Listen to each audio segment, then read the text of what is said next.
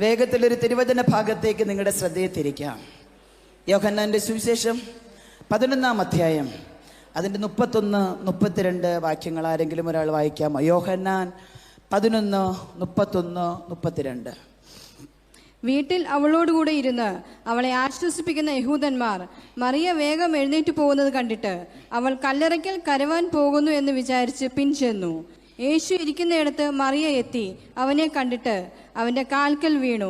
കർത്താവേ, നീ ഇവിടെ ഉണ്ടായിരുന്നുവെങ്കിൽ എൻ്റെ സഹോദരൻ മരിക്കയില്ലായിരുന്നു എന്ന് പറഞ്ഞു. അവൾ കരയുന്നതും അവളോടുകൂടെ വന്ന യഹൂദന്മാർ കരയുന്നതും യേശു കണ്ടിട്ട് ഉള്ളം നൊന്തു കലങ്ങി. അവനെ വെച്ചത് എവിടെയെന്ന് ചോദിച്ചു. Thank you so much. നമുക്കെല്ലാവർക്കും വളരെ സുപരിചിതമായ വേദഭാഗമാണ്. വാക്യം വായിച്ചപ്പോൾ തന്നെ എന്തായിരിക്കും പറയാൻ പോകുന്നത് നിങ്ങൾക്ക് നന്നായിട്ട് അറിയാം. എങ്കിലും ദൈവാത്മാവ് എനിക്ക് തന്നൊരാലോചന നിങ്ങളുമായി പങ്കുവെക്കാൻ ഞാൻ ക്രിസ്തുവിൽ ശരണപ്പെടുകയാണ്. കർത്താവ് ഈ പ്രിയ കുഞ്ഞ് ജബിനെ വിളിച്ചപ്പോൾ മുതൽ ഞാൻ ഈ മീറ്റിങ്ങിനെ ഓർത്ത് ശക്തമായി പ്രാർത്ഥിച്ചു. ഇന്നലെ രാത്രിയിലും മിനിഞ്ഞാന്നും ഈ ദിവസങ്ങളിലൊക്കെ ശുശ്രൂഷയുമായിട്ടുള്ള ബന്ധത്തിലായിരുന്നെങ്കിലും ഈ മീറ്റിംഗ് ഓർത്ത് പ്രത്യേക പ്രാർത്ഥിപ്പാൻ ദൈവം എനിക്ക് ഭാഗ്യം തന്നു. അങ്ങനെ ഇന്നലെ രാത്രി പരിശുദ്ധാത്മാവ് എനിക്ക് തന്നൊരു വചനമാണ്. പ്രാണപ്രിയൻ്റെ അല്ലെങ്കിൽ യേശുനാഥൻ്റെ കാലിൽ വീണാൽ, യേശുനാഥന്റെ കാലിൽ വീഴുന്നവരുടെ സാഹചര്യത്തെ മാറ്റുന്ന ദൈവം. ലോകപരമായ മനുഷ്യന്റെ കാലിൽ വീണാലല്ല, മറ്റുള്ളവരുടെ കാല് പിടിച്ചാലല്ല, മറ്റുള്ളവരോട് റെക്കമെൻഡേഷന് പറഞ്ഞാലല്ല, വിത്തൗട്ട് എനി റെക്കമെൻഡേഷൻ പ്രാണപ്രിയന്റെ കാലിലോട്ട് വീണാൽ, ഓ ശദാ റമസ്ഖന, സാഹചര്യങ്ങളെ മാറ്റുന്നൊരു ദൈവത്തിന്റെ സാന്നിധ്യം. ഹല്ലേലൂയ. ഇവിടെ വായിച്ച വേദഭാഗം നിങ്ങൾക്ക് എല്ലാവർക്കും സുപരിചിതമായിട്ടുള്ളതാണെങ്കിലും 1-2 വാക്കുകൾ അതിൽ നിന്ന് പറയട്ടെ. ബെഥാന്യ എന്ന പട്ടണത്തെക്കുറിച്ച് തിരുവചനത്തിൽ ലാസറിന്റെ കുടുംബവുമായിട്ട് ബന്ധപ്പെട്ട് മാത്രമാണ് കാണുന്നത്. ഒലിവുമലയുടെ കിഴക്കേ ചെരുവിലുള്ള ഒരു ഗ്രാമമാണ് ബെഥാന്യ. യെരുശലേമിൽ നിന്ന് ഏതാണ്ട് 4 കിലോമീറ്റർ ദൂരമുണ്ട് അതിന്. ലാസറിന്റെ ദീനവാർത്ത അറിയുമ്പോൾ അവിടെ യേശു വന്നില്ല, അത് നമുക്ക് നന്നായിട്ടറിയാം. സഹോദരിമാരുടെ പ്രതീക്ഷ യേശു വേഗത്തിൽ വരുമെന്നായിരുന്നു, എന്നാൽ യേശു വന്നില്ല. നമുക്ക് നന്നായിട്ട് ചരിത്രം അറിയാവുന്നത് കൊണ്ട് വേഗത്തിൽ ഞാൻ പറഞ്ഞു പോകുകയാണ്. പക്ഷേ ഈ കുടുംബത്തെ യേശു ഒത്തിരി സ്നേഹിച്ച കുടുംബമാണ്, ഒത്തിരി സ്നേഹിച്ച കുടുംബമാണ്. പക്ഷെ ഇവര് പ്രതീക്ഷിച്ചു ദീനമായി കിടക്കുന്നു എന്നറിയുമ്പം ഇത്രയും സ്നേഹമുള്ള യേശു ഓടി വരുമായിരിക്കും എന്ന പ്രതീക്ഷിച്ചേ. പക്ഷേ പ്രതീക്ഷ മുഴുവനും അസ്ഥാനത്താക്കിക്കൊണ്ട് ദീനമായി കിടന്നപ്പോഴും യേശു വന്നില്ല, മരിച്ചപ്പോഴും വന്നില്ല, അടക്കി 3 ദിവസമായിട്ടും യേശു വന്നില്ല. ഒരു ദൂത് പറഞ്ഞിട്ട് മുന്നോട്ട് പോകട്ടെ.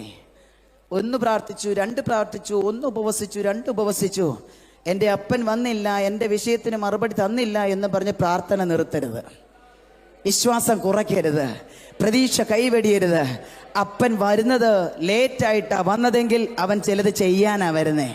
ലേറ്റായിട്ട് അവൻ വരുന്നതെങ്കിൽ അവൻ ചിലത് പ്രവർത്തിക്കാനാണ് വരുന്നത്. പ്രാർത്ഥിച്ച് മടുത്ത വിഷയത്തിന്റെ മുഖത്ത് പ്രാണപ്രിയന്റെ വലതുകരം പ്രവർത്തിക്കുമെന്ന് അവൻ പറഞ്ഞിട്ടുണ്ടെങ്കിൽ അവനത് ചെയ്യുമെന്ന്. മനുഷ്യൻ വാക്കുമാറും, എൻ്റെ അപ്പൻ വാക്കുമാറില്ല. മനുഷ്യൻ തള്ളിക്കളയും, എൻ്റെ അപ്പൻ തള്ളിക്കളയില്ല. മനുഷ്യൻ കൈവിടും, എൻ്റെ അപ്പൻ കൈവിടില്ല. അവന്റെ പുസ്തകത്തിൽ ഊവോ ഊവോ എന്നും ഇല്ല ഇല്ല എന്നും മാത്രമേ ഉള്ളൂ. നമുക്ക് ഭയങ്കര പ്രതീക്ഷയാ പല വിഷയത്തിലും. ഞാൻ പ്രാർത്ഥിക്കുമ്പോൾ തന്നെ എനിക്ക് മറുപടി വേണം, പക്ഷെ പലപ്പോഴും മറുപടി കിട്ടാറില്ല. അതെന്തിനാണെന്നറിയാവോ മറുപടി കിട്ടാതെ? ഈ ദിവസങ്ങളിലൊക്കെ ഞാനും എൻ്റെ അപ്പയോട് ചോദിച്ചു, അപ്പേ ഈ പ്രാർത്ഥിച്ച ഉടനെ അല്ലെങ്കിൽ വിതിൻ അവേഴ്സ്, വിതിൻ ഡേയ്സ് ആ വിഷയത്തിന് അപ്പ എന്താ മറുപടി തരാത്തെ? ആ വിഷയത്തിന് അപ്പ എന്താ മറുപടി തരാത്തെ? അതുപോലെ കണ്ണുനീര് തുരുത്തിയിലാക്കി വെക്കുന്നു, കണ്ണുനീർ തുടച്ചു കളയുന്നു. 2 പ്രോസസ്സിങ് അല്ലേ? ഈ പ്രാർത്ഥനയുമായിട്ട് ബന്ധപ്പെട്ട് ഈ കാര്യങ്ങൾ ഞാൻ എൻ്റെ അപ്പയോട് ചോദിച്ചപ്പോൾ അപ്പ എന്നെ പറഞ്ഞ് പഠിപ്പിച്ച കാര്യം, കുഞ്ഞേടി നീ പ്രാർത്ഥിക്കുമ്പോൾ തന്നെ ഞാൻ ആ വിഷയത്തിന് മറുപടി തന്നാൽ ഞാൻ പ്രാർത്ഥിച്ചു വാങ്ങിച്ചു എന്നൊരു ചിന്ത നമ്മളെ ഭരിക്കത്തില്ലയോ? മിണ്ടുന്നില്ല. ഞാൻ പ്രാർത്ഥിച്ച് ഞാൻ 3 ദിവസം ഉപവസിച്ച് പ്രാർത്ഥിച്ചത് നേടി പറയത്തില്ലേ?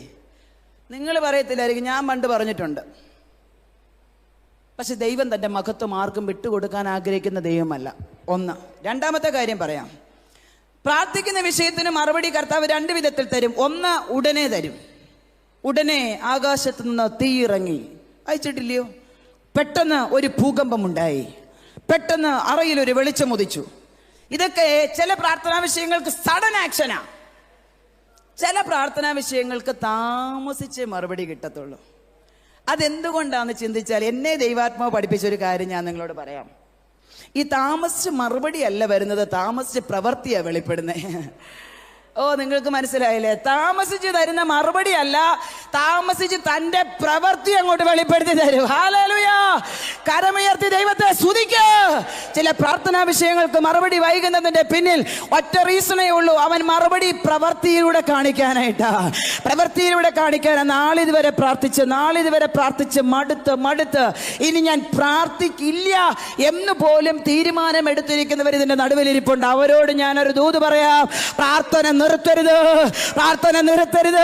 പ്രാർത്ഥനയിൽ ശക്തിപ്പെട്ടു, പ്രാർത്ഥനയിൽ ബലപ്പെട്ടു. അവൻ നിന്റെ പ്രവൃത്തിയിലൂടെ നിനക്ക് മറുപടി തരാൻ വിശ്വസ്തനായ ദൈവമാണ്. ഞാൻ ഒത്തിരി കരഞ്ഞ് പ്രാർത്ഥിച്ചു. കർത്താവേ, എൻ്റെ മക്കളുടെ വിദ്യാഭ്യാസം എന്താകും? മുന്നോട്ടുള്ള ജീവിതം എന്താകും? നീ പിള്ളേരെ പഠിപ്പിക്കുന്ന കാണണമെന്നൊക്കെ പറഞ്ഞ് ഇങ്ങനെ കൈഞ്ഞൊടിച്ച് പറഞ്ഞിട്ടുണ്ട് എന്നോട്. അപ്പോഴെല്ലാം എനിക്ക് പറയാൻ മറുപടിയില്ല. സത്യമല്ലേ? ഉണ്ടായിരുന്ന ജോലി ഉപേക്ഷിച്ചു, വാടക കൊടുക്കാൻ നിവൃത്തിയില്ല, ഈ സുവിശേഷ വിരോധികൾ ഭർത്താവിനെ കൊന്നുകളഞ്ഞു, ആരെയും ആശ്രയിക്കാൻ പോകത്തില്ലെന്ന് ദൈവത്തോട് കമ്മിറ്റ് ചെയ്തു. ഇതിൻ്റെയൊക്കെ നടുവിൽ ₹1 ഇൻകം സോഴ്സ് ഇല്ല. അതിൻ്റെ ഇടയ്ക്കാണ് നീ പിള്ളേരെ പഠിപ്പിക്കുന്ന, ഞങ്ങൾക്കൊന്ന് കാണണമെന്ന് പറഞ്ഞു. എന്തിനാ അങ്ങനെ പറഞ്ഞു? എന്നോടുള്ള വാശി കൊണ്ട് പറഞ്ഞല്ല. വേറൊരു കോഴ്സിനും വിടാതെ, MBBSനും വിടാതെ മിഷണറി ഡോക്ടർമാരാക്കാമെന്നുള്ള വാക്തത്വത്തിലേക്ക് കാലെടുത്ത് വെക്കാൻ തയ്യാറായിട്ട് നിൽക്കുക ഞാൻ. അപ്പോൾ ഈ കോഴ്സ് നീ പഠിപ്പിക്കുന്ന കാണണമെന്നുള്ള അർത്ഥത്തിലാണ് ചലഞ്ച് ചെയ്യുന്ന മുഴുവൻ. ഞാൻ ഉള്ളുരുകി, നിങ്ങളൊക്കെ പ്രാർത്ഥിച്ചതുപോലെ ഉള്ളുരുകി മുറിക്കകത്ത് കയറി. എനിക്കൊരു പ്രാർത്ഥനാ മുറിയുണ്ട്. അതിനകത്ത് കയറി ഞാനിരുന്ന് മണിക്കൂറോളം പ്രാർത്ഥിക്കും.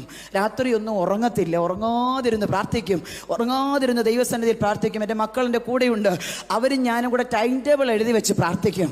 അങ്ങനെ പ്രാർത്ഥിച്ചുകൊണ്ടിരുന്നപ്പോഴൊന്നും സ്വർഗത്തിൽ നിന്ന് മറുപടി വന്നില്ല. നിങ്ങൾ ആരും ഹല്ലേലൂയ പറയത്തില്ല, പക്ഷെ ഞാൻ പറയും. സ്വർഗത്തിൽ നിന്ന് മറുപടി വന്നില്ല. എന്നാൽ കർത്താവ് തൻ്റെ പ്രവൃത്തിയിലൂടെ കാര്യങ്ങൾ അങ്ങോട്ട് തെളിയിക്കാൻ തുടങ്ങി. കരം ഉയർത്തി സ്തുതിക്കാൻ പറ്റുമോ? ഇന്ന് പകൽ ദൈവം ചിലരുടെ കുടുംബജീവിതത്തിലും ചിലരുടെ ഭവനത്തിലും ചിലരുടെ തലമുറകളുടെ മേലും തൻ്റെ പ്രവൃത്തിയിലൂടെ ദൈവപ്രവൃത്തി വെളിപ്പെടുത്താൻ പോകുവാണെന്ന് പ്രാരംഭത്തിൽ ദൂത് പറയുമ്പോൾ, മടുത്തു പോകാതെ ഞാൻ പ്രാർത്ഥിക്കുക, മടുത്തു പോകാതെ ഞാൻ സ്തുതിക്കുക, മടുത്തു പോകാതെ ഞാൻ ആരാധിക്കുക. അപ്പൻ എന്നെ കൊന്നാൽ, അപ്പൻ എന്നെ വിട്ടാൽ, അപ്പനെ ഞാൻ വിടില്ല എന്നുള്ള തീരുമാനം.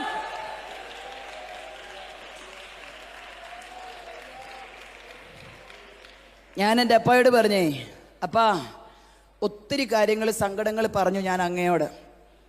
അങ്ങേ അതിനൊന്നും എനിക്ക് മറുപടി തന്നില്ല. പക്ഷേ യോബ് പറഞ്ഞ പോലെ ഞാൻ അങ്ങ് പറയേ, ഞാൻ അങ്ങേ വിട്ടിട്ട് പോകുമ്പോൾ അങ്ങ് സ്വപ്നത്തിൽ ഓർക്കണ്ടെന്ന് പറഞ്ഞു. മനസ്സിലായോ? നമുക്ക് യേശുവില്ലെങ്കിലും മറുപടി മതി. നമുക്ക് യേശുവില്ലെങ്കിലും വിഷയത്തിന് പരിഹാരം മതി. നമുക്ക് യേശു നമ്മുടെ കൂടെ ഇല്ലെങ്കിലും കാര്യങ്ങൾ നടന്നാൽ മതി. അല്ലെന്നോ, കാര്യങ്ങൾ നടക്കുന്നതിനേക്കാളും വലുത് യേശുവാ. വിഷയങ്ങൾക്ക് മറുപടി കിട്ടിയില്ലെങ്കിലും വലുത് യേശുവാ. ഈ ലോകത്ത് പരിഹാസപാത്രമായാലും യേശുവാ വലുത്. ഈ ലോകത്തിൽ നിന്ദിക്കപ്പെട്ടാലും യേശുവാ വലുത്. ഈ ലോകത്തിൽ ബുദ്ധിമുട്ട് അനുഭവിക്കേണ്ടി വന്നാലും യേശുവാ വലുത്. യേശു ഉണ്ടെങ്കിൽ നമ്മുടെ സ്ഥിതി മാറും. യേശു ഉണ്ടെങ്കിൽ നമ്മുടെ കുടുംബത്തിന്റെ സ്ഥിതി മാറും. യേശു ഉണ്ടെങ്കിൽ ആത്മീയ ജീവിതത്തിന്റെ സ്ഥിതി മാറും. യേശു ഉണ്ടെങ്കിൽ തലമുറകളുടെ സ്ഥിതി മാറും. അതാ ഞാൻ പ്രാരംഭം മുതൽ പറയുന്നത്, കർത്താവേ, എനിക്ക് മറ്റൊന്നും തന്നില്ലെങ്കിലും എനിക്ക് അങ്ങയുടെ സാന്നിധ്യം വേണം, അല്ലെങ്കിൽ അങ്ങ് വേണമെന്ന് കൊതിക്കാൻ പറഞ്ഞത്. നോക്കിയേ, ഈ ലാസർ മരിച്ചിട്ട് 3 ദിവസമായിട്ടും യേശു വന്നില്ല. പക്ഷേ ഞാൻ എൻ്റെ അപ്പയോട് ചോദിച്ചു, അപ്പേ എന്തായിരിക്കും? നമ്മളൊക്കെ പറയത്തില്ലേ, വെയിറ്റ് ആൻഡ് സീ. നീ വെയിറ്റ് ചെയ്യുക, കാണിക്കാം എന്ന് പറഞ്ഞതുപോലെ യേശു അപ്പച്ചൻ എന്നോട് പറയുന്ന പോലെ എനിക്ക് തോന്നി. ദൈവമക്കളെ, ലാസർ മരിച്ചു. 3 ദിവസം കഴിഞ്ഞു, യേശു വന്നില്ല. എന്നാൽ 4-ാം ദിവസം യേശു വന്നു. 4-ാം ദിവസം യേശു പട്ടണത്തിലേക്ക് പ്രവേശിച്ചു എന്നറിഞ്ഞ ഉടനെ ലാസറിൻ്റെ 2 സഹോദരിമാരിൽ ഒരുവളായ മാർത്ത, ആ ചരിത്രം നിങ്ങൾക്ക് അറിയാവുന്നതുകൊണ്ടാണ് ഞാൻ വിശദീകരിക്കാത്ത കേട്ടോ, ഓടിച്ചെന്ന് യേശുവിനോട് സംസാരിക്കാൻ. ഓടിച്ചെന്ന് യേശുവിനോട് സംസാരിക്കുമ്പോൾ പറയുന്ന വാക്കുകൾ നമുക്ക് നന്നായിട്ട് കാണാതെ, എങ്കിലും ഞാനൊന്ന് പറയാം. കർത്താവേ, നീ ഇവിടെ ഉണ്ടായിരുന്നെങ്കിൽ. ഉടനെ കർത്താവ് പറഞ്ഞു, വിശ്വസിച്ചാൽ ദൈവത്തിന്റെ മഹത്വം കാണും. ഉടനെ അവള് പറഞ്ഞു, ഞാൻ വിശ്വസിക്കുന്നു, ഒടുക്കത്തെ പുനരുത്ഥാനത്തിൽ അവൻ എഴുന്നേൽക്കുമെന്ന്. ദൈവമക്കളെ, കൂടെ കൂടെ കാൽപാദത്തിൽ ഇരുന്നവളോടൊരു ബൈബിൾ സ്റ്റഡി നടത്തേണ്ട കാര്യമില്ല. മാർത്തയെ കണ്ട ഉടനെ യേശുപ്പച്ചൻ ബൈബിൾ സ്റ്റഡിയാണ് നടത്തിയേ. കാരണം ആദ്യം അവളെ ഒന്ന് ഉറപ്പിക്കണം, എന്നിട്ട് വേണം പ്രവൃത്തി ചെയ്യാൻ. ആദ്യം വചനത്തിൽ ഒന്ന് ഉറയ്ക്കണം. ഈ അന്ത്യകാലഘട്ടത്തിൽ, അപ്പൻ്റെ വരവെടുത്തിരിക്കുന്ന ഈ കാലഘട്ടത്തിൽ ആരാധനയും പാട്ടും പ്രാർത്ഥനയും മാത്രം പോരാ, വചനം ഹൃദയത്തിനകത്ത് എപ്പോഴും ഉണ്ടായിരിക്കണം. വചനം വെച്ച് ശത്രുവിൻ്റെ തുയ്യമ്പുകളെ തകർക്കണം. വചനം എന്ന വാളെടുത്ത് പൈശാചിക മണ്ഡലത്തെ വെട്ടണം. വചനം എന്ന അധികാരത്തോടെ എഴുന്നേറ്റ് നിന്ന് ശത്രുവിൻ്റെ പാളയത്തിൽ കയറി അവനെ തുരത്തി ഓടിക്കണം. വചനം എന്ന വാളെടുത്ത് അവൻ പിടിച്ചു വെച്ചിരിക്കുന്ന നമ്മുടെ മുതലുകളെ തിരിച്ചു പിടിക്കണം. ഇതിന് വചനത്തിൻ്റെ ശക്തിയുണ്ട്. വചനം അകത്ത് വസിക്കണം. ഞാനിപ്പോൾ നമ്മൾക്ക് ആത്മീയ കോളത്തിൽ കാണാൻ പറ്റുന്ന ഒരു കാര്യമാണ്, ആർക്കും വചനത്തിനോട് വലിയ താല്പര്യമില്ല. വചനത്തിനോട് എല്ലാവർക്കും പ്രവചനം അല്ലെങ്കിൽ ആരാധന, ഈ രണ്ട് കാര്യം മാത്രം മതി. പോരാ കേട്ടോ, പോരാ. മർക്കോസിന്റെ സുവിശേഷത്തിൽ യേശു വെപ്പിച്ച 40 ദിവസം ഉപവാസവും കഴിഞ്ഞ് പരിശുദ്ധാത്മാ പ്രാവന്ന രൂപേണ ഇറങ്ങി സ്നാനപ്പെട്ടിട്ട് ആത്മാവ് അവനെ മരുഭൂമിയിലേക്കാണ് നടത്തിയത്. പിശാചിനാൽ പരീക്ഷിക്കപ്പെടേണ്ടതിന് ആത്മാവ് അവനെ മരുഭൂമിയിലേക്ക് നടത്തി. അവിടെ യേശുപ്പച്ചൻ വസിച്ചത് കാട്ടുമൃഗങ്ങളോടുകൂടെയായിരുന്നു. പക്ഷെ അതിൻ്റെ നടുവിലും ദൂതന്മാർ അവനെ ശുശ്രൂഷ ചെയ്തു. പക്ഷെ പിശാച് പരീക്ഷിക്കാൻ വന്നപ്പോൾ എന്ത് പറഞ്ഞാ പരീക്ഷിക്കാൻ വന്നേ? നിങ്ങൾ വായിച്ചിട്ടില്ലയോ? വായിപ്പിക്കട്ടെ, എന്നാ വായിച്ചാട്ട. മർക്കോസിന്റെ സുവിശേഷം 1-ാം അധ്യായം 12 മുതലുള്ള വാക്യം ഒന്ന് വായിച്ചേ. അനന്തരം ആത്മാവ് അവനെ മരുഭൂമിയിലേക്ക് പോകുവാൻ നിർബന്ധിച്ചു. അവിടെ അവൻ സാത്താനാൽ പരീക്ഷിക്കപ്പെട്ടു. 40 ദിവസം മരുഭൂമിയിൽ കാട്ടുമൃഗങ്ങളോട് കൂടെ ആയിരുന്നു. ദൂതന്മാർ അവനെ ശുശ്രൂഷിച്ചു പോന്നു. വാക്യം കേട്ടല്ലോ അല്ലേ? ഉപവാസം കഴിയുമ്പോൾ ആത്മാവ് മരുഭൂമിയിലേക്ക് നടത്താൻ പോകുന്നതെന്ന് പേടിച്ചോ? മരുഭൂമി ഉണ്ടെങ്കിൽ കാട്ടുമൃഗങ്ങളുണ്ട്, കാട്ടുമൃഗങ്ങളും മരുഭൂമിയും ഉണ്ടെങ്കിൽ ദൂതന്മാരുടെ സാന്നിധ്യവും ഉണ്ട്. മിണ്ടുന്നില്ലല്ലോ, മനസ്സിലായില്ലേ? Price the Lord. ഇപ്പൊ യേശുവിനെ പിശാച് പരീക്ഷിച്ചത് എങ്ങനാ? നിനക്ക് വിശന്നിരിക്കുവല്ലേ, ഈ കല്ല് അപ്പമാകാൻ കൽപ്പിക്കുക. ഉടനെ കർത്താവ് എങ്ങനെ പറഞ്ഞേ? ഇപ്പോൾ അവിടുന്ന് അപ്പം എനിക്ക് എൻ്റെ ദൈവം അപ്പം കൊണ്ട്, എൻ്റെ പിതാവ് അപ്പം കൊണ്ട് തരുമെന്നാണ് പറഞ്ഞേ? അല്ല, വചനം വെച്ച് അവനോട് പറഞ്ഞു, മനുഷ്യൻ അപ്പം കൊണ്ട് മാത്രമല്ല ദൈവത്തിൻ്റെ വായിൽ നിന്നുള്ള വചനം കൊണ്ടും. രണ്ടാമത്തെ പരീക്ഷണം, നീ ഇതിൻ്റെ മേളിൽ നിന്ന് ചാടിക്കേ. വചനം 91-ാം സങ്കീർത്തനം, അവൻ നിന്നെക്കുറിച്ച് നിന്റെ കാൽ കല്ലിൽ തട്ടി പോകാതിരിക്കേണ്ടതിന് അവൻ നിന്നെ കൈകളിൽ വഹിച്ചുകൊള്ളും തൻ്റെ ദൂതന്മാരോട് കൽപ്പിക്കുമെന്നല്ലേ. അവനും വചനം അറിയാം, അവനും. ഇതാ പറഞ്ഞത്, നമ്മുടെ അകത്തും വചനം വേണമെന്ന് പറഞ്ഞത്. ഇവൻ ഇതും കൊണ്ട് വരുമ്പോൾ ഇതിലും വലുതെടുത്തിട്ട് അവനോട്ടൊരു വെട്ടുവെട്ടാനുള്ള ആയുധം നമ്മുടെ കൈ വേണം. മേളിൽ നിന്ന് ചാടി നിന്നെ അവൻ ദൂതന്മാരുടെ കയ്യിൽ താങ്ങുമല്ലോ, ഒന്ന് ചാടിക്കേ എന്നൊക്കെ പറയുമ്പോൾ കർത്താവ് പറയുന്നുണ്ട്, നീ നിന്റെ പണി നോക്ക. നിന്റെ ദൈവത്തെ മാത്രമേ നമസ്കരിക്കാവൂ, ആരാധിക്കാവൂ എന്ന് എഴുതിയിരിക്കുന്നില്ലയോ? പിന്നെ അവൻ്റെ പൊടി പോലും കണ്ടില്ല. പിന്നെ അവൻ യേശുവിൻ്റെ അടുക്ക ചെന്നില്ല. നമുക്ക് ഇതറിയത്തില്ലാത്തത് കൊണ്ട് നമ്മൾ ആരെങ്കിലും ദൈവദാസന്മാരെ വിളിക്കും, തലയെ കൈവപ്പിക്കും, പ്രാർത്ഥിക്കും, ശാസിക്കും. ഭയങ്കര പ്രശ്നങ്ങളാണ് നമ്മൾ. അതുകൊണ്ട് അവൻ പിന്നെയും പിന്നെയും ഞോണ്ടിക്കൊണ്ടിരിക്കും. ആത്മാവിൽ സടകുടഞ്ഞ് എഴുന്നേറ്റോണം കേട്ടോ, ആത്മാവിൽ സടകുടഞ്ഞ് എഴുന്നേറ്റോണം. പൈശാചിക മണ്ഡലത്തിൽ നോക്കി വെല്ലുവിളിക്കാനുള്ള ശക്തി പ്രാപിക്കണം. എൻ്റെ കുടുംബത്തിനകത്ത് കയറിപ്പോകരുത്, എൻ്റെ തലമുറകളെ തൊട്ടുപോകരുത്, എൻ്റെ സഭയുടെ അകത്ത് നിന്റെ പ്രവേശനം അരുത്, നിന്നെ ഞാൻ ഇല്ലായ്മ ചെയ്ത് കളയുമെന്ന് ആത്മാവിൽ കരുത്തോടെ പറയുവാനുള്ള കൃപ ദൈവസന്നിധിയിൽ പ്രാപിച്ചെടുക്കണം പ്രിയമുള്ളവരെ.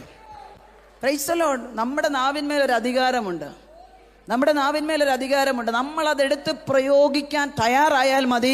സ്വർഗം നമുക്ക് സിഗ്നേച്ചർ തന്നിരിക്കുകയാ. സ്വർഗം പറഞ്ഞു, നീ ഭൂമിയിൽ കെട്ട, ഞാൻ ഉയരത്തിൽ കെട്ട, ഈ ഭൂമിയിൽ അഴിക്ക, ഞാൻ ഉയരത്തിൽ അഴിക്ക. ഇത് സംഭവിക്കണമെങ്കിൽ നമ്മുടെ മേലൊരു അധികാരവും നമ്മുടെ മേലൊരു അഭിഷേകവും ഉണ്ട്. അത് തിരിച്ചറിഞ്ഞ് വേണമെന്ന് ഈ ആലയം വിട്ടുപോകുവാൻ.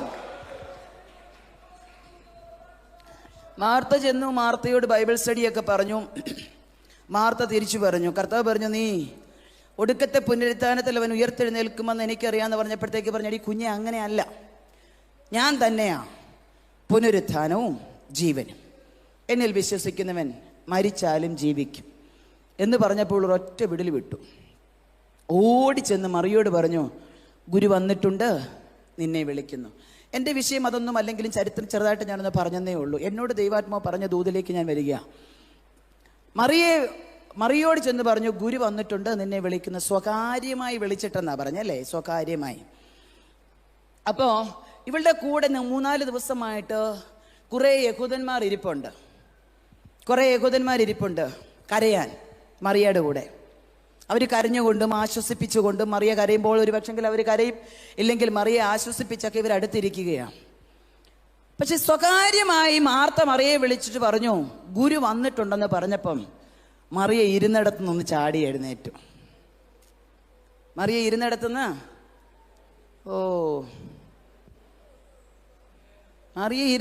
എഴുന്നേറ്റ്. അവൾ എഴുന്നേറ്റ് വേഗത്തിൽ പോകുന്ന കണ്ടപ്പം കൂടെ ഇരുന്ന യഹൂദന്മാർ വിചാരിച്ച കാര്യം അവിടെ എഴുതിയിരിക്കുന്നത്. മറിയ വേഗത്തിൽ എഴുന്നേറ്റ് പോകുന്നത് കണ്ടിട്ട് അവൾ കല്ലറയ്ക്കൽ കരവാൻ പോകുന്നു എന്ന് അവർ ചിന്തിച്ച്. അതിൻ്റെ അർത്ഥം എന്തുവാ? ദീനമായി കിടന്നു, മരിച്ചു, ഇന്ന് 4 ദിവസം. നാറ്റം വെച്ചെന്ന് സ്വന്തം സഹോദരി തന്നെ പറയുന്നുണ്ട്. ഈ 3 ദിവസവും അല്ലെങ്കിൽ 4-മത്തെ ഈ ദിവസം, കഴിഞ്ഞ 3 ദിവസവും 4-മത്തെ ഈ ദിവസത്തിൻ്റെ സമയം വരെയും അവൾ ഇടയ്ക്കിടയ്ക്ക് എഴുന്നേറ്റ് കല്ലറയിൽ കരയാൻ പോകുമായിരുന്നു എന്നല്ലേ? അവൾ ഇടയ്ക്കിടയ്ക്ക് എഴുന്നേറ്റ് കല്ലറയിൽ കരയാൻ പോകുമായിരുന്നു. മാതാപിതാക്കളെ കുറിച്ചൊന്നും രേഖപ്പെടുത്തിയിട്ടില്ല. അവൾ പോയി പറഞ്ഞിട്ട് കരയുന്ന കാര്യം എന്തായിരിക്കും? നമ്മൾ എന്തായിരിക്കും പറയുന്നേ? ഞങ്ങൾക്കിനി ആരുമില്ലല്ലോ, നീ ഇനി ഒരിക്കലും തിരിച്ചു വരത്തില്ലല്ലോ, ഒടുക്കത്തെ പുനരുത്ഥാനത്തിലല്ലേ നീ വരത്തുള്ളൂ, ഞങ്ങളെ ആര് സംരക്ഷിക്കും എന്നൊക്കെ പറഞ്ഞ് ആ കല്ലറയുടെ മുമ്പിൽ നിന്ന് കരഞ്ഞ മറിയെ നിങ്ങളൊന്ന് ഭാവനയിൽ കണ്ടേ. നിങ്ങളുടെ മുമ്പിൽ നിൽക്കുന്ന വിഷയത്തെ വെച്ച് നിങ്ങൾ പറയത്തില്ലേ, കർത്താവ് ഇതൊരിക്കലും നടക്കത്തില്ലല്ലോ, ഇതെൻ്റെ കൈവിട്ടു പോയല്ലോ, ഇതെനിക്ക് തിരിച്ചു പിടിക്കാൻ പറ്റത്തില്ലല്ലോ, ഇനി അങ്ങോട്ടുള്ള എൻ്റെ ജീവിതം എന്തായിരിക്കും, എനിക്കതിനെക്കുറിച്ച് ചിന്തിക്കാൻ പറ്റുന്നില്ലല്ലോ എന്നൊക്കെ പറഞ്ഞ് അടഞ്ഞു കിടക്കുന്ന, പറഞ്ഞാൽ നിർജീവമായി കിടക്കുന്ന ഒരു വിഷയത്തിൻ്റെ മുമ്പിൽ, അടഞ്ഞു കിടക്കുന്ന കല്ലറയുടെ മുമ്പിൽ മറിയ കരഞ്ഞതുപോലെ എത്രയെത്ര അവസരങ്ങളിൽ നമ്മൾ കരഞ്ഞിട്ടുണ്ട് പ്രിയമുള്ളവരെ. ഈ പതിവായിരിക്കും, ഈ കരച്ചിലിനായിരിക്കും അവൾ ഇന്നും പോകുന്നത് എന്ന് കണ്ട് യഹൂദന്മാർ വേഗത്തിൽ അവളുടെ കൂടെ എഴുന്നേറ്റ് പോയി. പക്ഷെ ഇന്ന് മറിയ എഴുന്നേറ്റത് കരയാനായിരുന്നില്ല, ഇന്ന് മറിയ എഴുന്നേറ്റ് പോയത് കല്ലറയിലേക്കായിരുന്നില്ല. ഇതുവരെ അവളെ കരയിപ്പിച്ച വരാമെന്ന് പറഞ്ഞവൻ വന്നില്ല. ഇത്രയും ദിവസം കാത്തിരുന്നിട്ടും അവൻ വന്നില്ല. അവൻ വരാത്തതിന്റെ പിന്നിൽ ഒരു പ്രവൃത്തി ഉണ്ടെന്ന് എനിക്കറിയാം. ഇന്നവൻ വന്നിട്ടുണ്ടെങ്കിൽ അവൻ ചിലത് ചെയ്യും. ഇത് വചനമകത്തുള്ള മറിയയ്ക്ക് മനസ്സിലായി കഴിഞ്ഞപ്പോൾ അവൾ ഇരുന്നിടത്തുനിന്ന് ചാടി എഴുന്നേറ്റു. എല്ലാവരും വിചാരിച്ചു ഇവൾ പതിവ് പോലെ കല്ലറയ്ക്കാ പോകുന്നതെന്ന്. പക്ഷെ മറിയ പോയത് കല്ലറയ്ക്കലല്ലായിരുന്നു. ഇതുവരെ വരാതിരുന്നിട്ട് ഇന്ന് വന്നവന്റെ കാലിൽ വീഴാൻ പോയതാ. എന്താണെന്നറിയാമോ? ഇതുവരെ അവളെ കരയിപ്പിച്ച, ഇതുവരെ അവളെ വേദനിപ്പിച്ച, ഇതുവരെ അവളെ നൊമ്പരപ്പെടുത്തിയ, ഇതുവരെ അസാധ്യതകൾ മാത്രം വിവരിച്ചു കാണിച്ച് അവളുടെ സ്വസ്ഥതയെ കെടുത്തിയ വിഷയത്തിന് മറുപടി അത് പ്രാപിക്കാൻ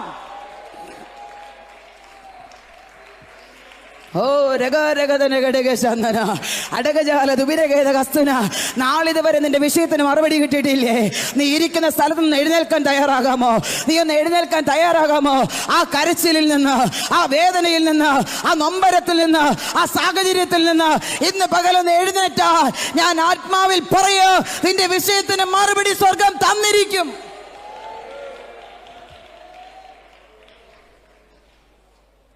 ദൈവമക്കളെ, എൻ്റെ ജീവിതത്തിൻ്റെ അനുഭവത്തിൽ എൻ്റെ പ്രിയപ്പെട്ടവൻ ഈ ഭൂമിയിൽ നിന്ന് മാറ്റപ്പെട്ടു പോയിട്ട് ഏതാണ്ടോ അടയ്ക്കപ്പെട്ട അനുഭവത്തിലായിരുന്നു 4 വർഷം. 4 വർഷം അടയ്ക്കപ്പെട്ട അനുഭവത്തിൽ ഞാൻ അതിനകത്തുനിന്ന് എഴുന്നേക്കുമെന്ന് ഒരിക്കൽ പോലും ഞാൻ ഓർത്തില്ല. മക്കൾ പഠിക്കാൻ പോയി, ആരുമില്ല വീട്ടിൽ, ഒറ്റയ്ക്ക ഫ്ലാറ്റിൽ. ഇന്നത് ഓർക്കുമ്പം എൻ്റെ നെഞ്ചു കിടന്ന് പിടയ്ക്കാൻ തുടങ്ങും. ഞാൻ എങ്ങനെ അതിനെ ഓവർകം ചെയ്തെന്ന്, ഞാൻ ആ സാഹചര്യങ്ങളെ എങ്ങനെ അതിജീവിച്ചെന്ന് ഞാൻ ഓർത്ത് പിടയ്ക്കും. കാരണം ഫോൺ വിളിക്കാനോ അന്വേഷിക്കാനോ തിരക്കി വരാനോ ആരുമില്ല. മീറ്റിങ്ങുകൾക്ക് അങ്ങനെ പോകാറില്ല. ഛത്തീസ്ഗഡിലെ കാര്യങ്ങളെല്ലാം കഴിഞ്ഞ് വന്നതേ ഉള്ളൂ. എന്തുമാത്രം വേദന, ഏകാന്തത, ഉമിത്തി പോലെ നീറിക്കൊണ്ട് ഭക്ഷണം കഴിക്കാൻ പോലും മറന്നുപോയ ദിനരാത്രങ്ങൾ. 7 ദിവസമൊക്കെ ഒറ്റ ഇരിപ്പിരുന്നിട്ടുണ്ട്, എഴുന്നേക്കാതെ. അവശ്യ കാര്യങ്ങൾക്ക് പോലും പോകാതെ ഇരുന്ന ദിവസങ്ങൾ എൻ്റെ ജീവിതത്തിലുണ്ട്. പക്ഷേ സ്വർഗം അടുത്ത് വന്നു എന്ന് കണ്ടപ്പോൾ ഞാൻ നിങ്ങളോട് എൻ്റെ ഒരു അനുഭവം പറയാം. ചില ദീർഘ ദിവസങ്ങൾ ഒറ്റ ഇരിപ്പിരുന്നിട്ട് ഇതിനകത്ത് നിന്ന് എഴുന്നേൽക്കാൻ പറ്റുമെന്ന് പോലും ചിന്തിക്കാൻ പറ്റാത്ത അവസ്ഥയിൽ ഒരു ഇരിപ്പിരുന്നപ്പോൾ ഇന്നും ഞാൻ ഓർക്കുന്നുണ്ട്. ഒരു മനുഷ്യൻ അടച്ചിട്ട വാതിലാ. 7 ദിവസമായിട്ട് തുറന്നിട്ടില്ല. പക്ഷെ ഒരു ദിവസം ഒരു മനുഷ്യൻ വന്ന് എൻ്റെ അടുക്കൽ ഇരുന്നു. അടച്ചിട്ട വാതിലിനകത്തൂടെ ആളെങ്ങനെ അകത്ത് വന്നെന്ന് എനിക്കറിയത്തില്ല. ഞാൻ ഇരുന്നത് തറയില്ല, സോഫയിൽ പോലും ഇരിക്കാൻ മനസ്സില്ലാതെ തെന്നി തറയിലിരുന്നപ്പോൾ ഒരു മനുഷ്യൻ വന്ന് എൻ്റെ അടുത്തിരുന്നു. ആരോ എൻ്റെ തോളിൽ പിടിക്കുന്നത് പോലെ ഒരു ഫീലിങ്സ് എനിക്കുണ്ടായി. അവൻ പറഞ്ഞു, എഴുന്നേൽക്ക്. എൻ്റെ ചെവിക്കകത്ത് ഇപ്പോഴും അത് കേൾക്കുന്നുണ്ട്. അവൻ പറഞ്ഞു, നീ ഒന്ന് എഴുന്നേൽക്ക്, നീ ഒന്ന് എഴുന്നേൽക്ക്.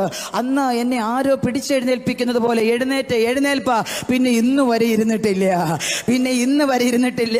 അത് മറ്റാരുമല്ല, ഞാൻ വിശ്വസിക്കുന്ന എൻ്റെ അപ്പനാ. മറ്റാരുമല്ല, ഞാൻ പ്രസംഗിക്കുന്ന എൻ്റെ അപ്പനാ. ഇന്ന് പകൽക്കാലം നീ ആഴത്തിൽ വിശ്വസിക്കുമെങ്കിൽ നിന്റെ അടുക്കൽ വന്ന് ഇരുന്ന് നിന്നെ തോളിൽ കൈകഴിട്ട് നിന്നെ എഴുന്നേൽപ്പിച്ച് നിന്റെ മനസ്സിന് തണുപ്പ് പകർന്ന് നിന്റെ വിഷയത്തിന് മറുപടി പകർന്ന് നിന്നെ ഭവനത്തിൽ സ്വസ്ഥതയോടെ എത്തിപ്പാൻ.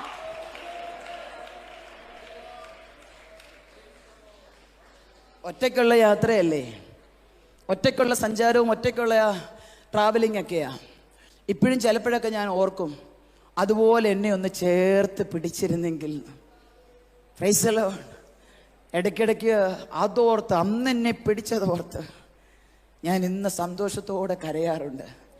ഡ്രൈവിംഗ് സീറ്റിലോട്ട് കയറിയിരിക്കുമ്പം ഇടത്തെ സീറ്റിലോട്ട് കൈവച്ചിട്ട് ചോദിക്കും, എൻ്റെ അടുത്തുണ്ടല്ലോ അല്ലേ? നിങ്ങൾക്ക് എത്ര പേർക്ക് മനസ്സിലാകുമെന്ന് അറിയത്തില്ല. ശുശ്രൂഷയുടെ തിരക്കിലാ സഹോദരങ്ങൾ 2 പേരും. പ്രായമുള്ളതാണ് എൻ്റെ അമ്മച്ചി. അങ്ങനെ വലിയ പ്രായമൊന്നും തോന്നിക്കത്തില്ലെങ്കിലും അമ്മച്ചിക്ക് ഒരു സൈഡിലേക്ക് മാത്രമേ എൻ്റെ കൂടെ വരാനൊക്കത്തുള്ളൂ, അല്ലെങ്കിൽ റെസ്റ്റ് എടുത്തിട്ടേ പിന്നെ റിട്ടേൺ വരാനൊക്കത്തുള്ളൂ. എനിക്ക് അങ്ങനെ പോയി ഒരിടത്തും കിടക്കാൻ പറ്റത്തില്ല. ഒരു മോൾ ഇവിടെ ഇല്ല, മറ്റേ മോള് ഭവനത്തിലുണ്ട്, അവൾ പഠിച്ചുകൊണ്ടിരിക്കുക. കൂടെ വരാൻ ആരുമില്ല. മാർത്താണ്ഡത്തും പാലക്കാടും കോയമ്പത്തൂരും ഒക്കെ യാത്ര കഴിഞ്ഞ് തിരിച്ചു വരുമ്പോൾ ഇടത് സീറ്റിലോട്ട് കൈവച്ചിട്ട് ചോദിക്കും, അപ്പായേ എൻ്റെ അടുത്തുണ്ടല്ലോ അല്ലേ? എന്നെ ഉറങ്ങാതെ വീട്ടിൽ കൊണ്ട് എത്തിക്കണേ അപ്പാ. എൻ്റെ കൂടെ ഇരുന്ന് എന്നോട് സംസാരിക്കണേ. ഉള്ളുരുകി നെഞ്ചു പെടഞ്ഞ ചിലപ്പോൾ എൻ്റെ പ്രാണപ്രിയനോട് ഞാൻ പറയുന്നത്. അപ്പോഴന്ന് വലത് കരത്തിൽ പിടിക്കാമെന്ന് പറഞ്ഞവൻ്റെ ഒരു നനുത്ത സാന്നിധ്യം ഈ സീറ്റിൽ ഞാൻ അനുഭവപ്പെടാറുണ്ട്. വണ്ടി സ്റ്റാർട്ട് ചെയ്യുമ്പോൾ തുടങ്ങുന്ന അന്യഭാഷ എൻ്റെ കുടുംബത്തിനകത്ത് കൊണ്ടുവന്ന എന്നെ നിർത്തുന്നത്. എങ്ങനെ ഇവിടം വരെ ഓടി വന്നു എന്ന് 1:30ക്കും 1:45നും 2 മണിക്കും കാറ് കൊണ്ട് കാർ പോർച്ചിൽ കയറ്റുമ്പോൾ ഓർക്കും, എൻ്റെ കർത്താവേ ഞാനിവിടെ എത്തിയോ.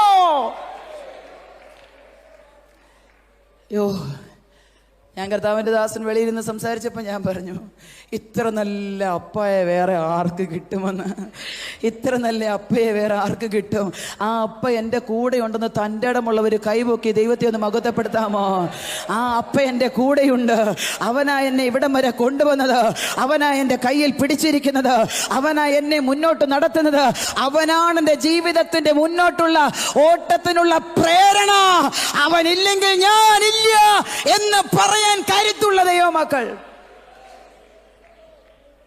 ഞാനെപ്പോഴും പറയാറുണ്ട്, എൻ്റെ അപ്പയില്ലാതെ എന്നെ കൊണ്ട് പറ്റത്തില്ലെന്ന്. സത്യമാണ് കേട്ടോ. എൻ്റെ ജീവിതത്തിൻ്റെ അനുഭവം വെച്ച് തന്നെ ഞാൻ ആവറേജ് ഫാമിലി.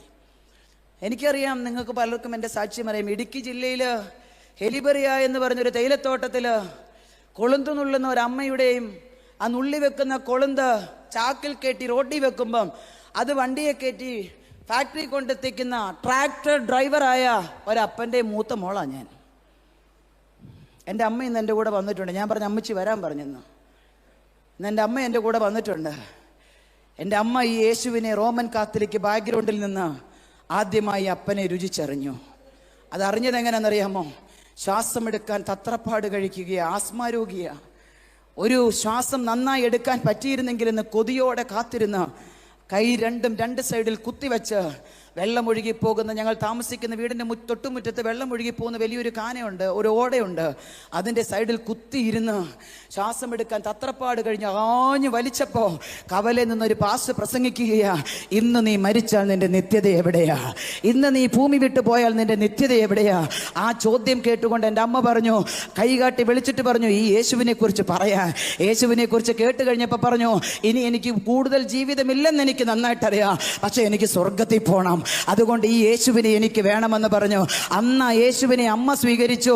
സ്കൂൾ വിട്ട് അന്ന് വന്നപ്പോൾ ഈ യേശുവിൻ്റെ പിന്നാലെ അനുഗമിക്കാൻ പറഞ്ഞ് ഈ പെട്ടകമെടുത്ത് ഞങ്ങളുടെ തോളിൽ വെച്ച് തന്നു.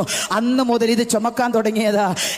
ഞാനും എൻ്റെ സഹോദരനും സഹോദരിയൊക്കെ കൂടുമ്പം ഞങ്ങൾ എപ്പോഴും പറയും, അമ്മച്ചി അന്ന് ആ സ്റ്റെപ്പ് എടുത്തില്ലായിരുന്നെങ്കിൽ, അമ്മ അന്ന് യേശുവിനെ സ്വന്തം രക്ഷിതാവായി സ്വീകരിച്ചില്ലായിരുന്നെങ്കിൽ ഇന്ന് ഞങ്ങൾ എന്തായി തീരുമായിരുന്നു? പ്രിയമുള്ളവരെ, നീ എടുക്കുന്ന ചില ഡിസിഷൻ ഉണ്ടല്ലോ, നിന്റെ തലമുറയുടെ ജീവിതത്തെ തിരുത്തുന്നതാ.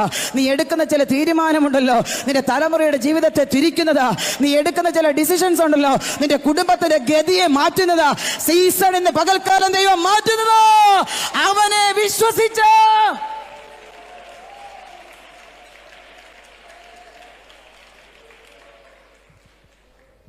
അന്ന് ഈ അപ്പനെ ഹൃദയത്തിലേറ്റിയതാ. അപ്പനെ ഹൃദയത്തിലേറ്റുന്നത് കൊണ്ട് പ്രതികൂലമോ പ്രയാസമോ പ്രതിസന്ധിയോ ഒന്നും മാറുമെന്നൊന്നും ഞാൻ നിങ്ങളോട് പറയത്തില്ല കേട്ടോ. അപ്പനെ സ്വന്തം രക്ഷിതാവായി സ്വീകരിച്ച കർത്താവും നാഥനുമായി കൂടെ കൂട്ടിയാൽ ഒരു കാര്യവും ഉറപ്പാ, നിത്യത ഉറപ്പാ. നിത്യത ഉറപ്പാ. ഇവിടുത്തെ എല്ലാ കാര്യങ്ങളിലും നല്ല സൈനിട്ട് കിട്ടുന്നൊന്നും പ്രതീക്ഷിക്കരുത്. കർത്താവ് തരാൻ വിശ്വസ്തനാ.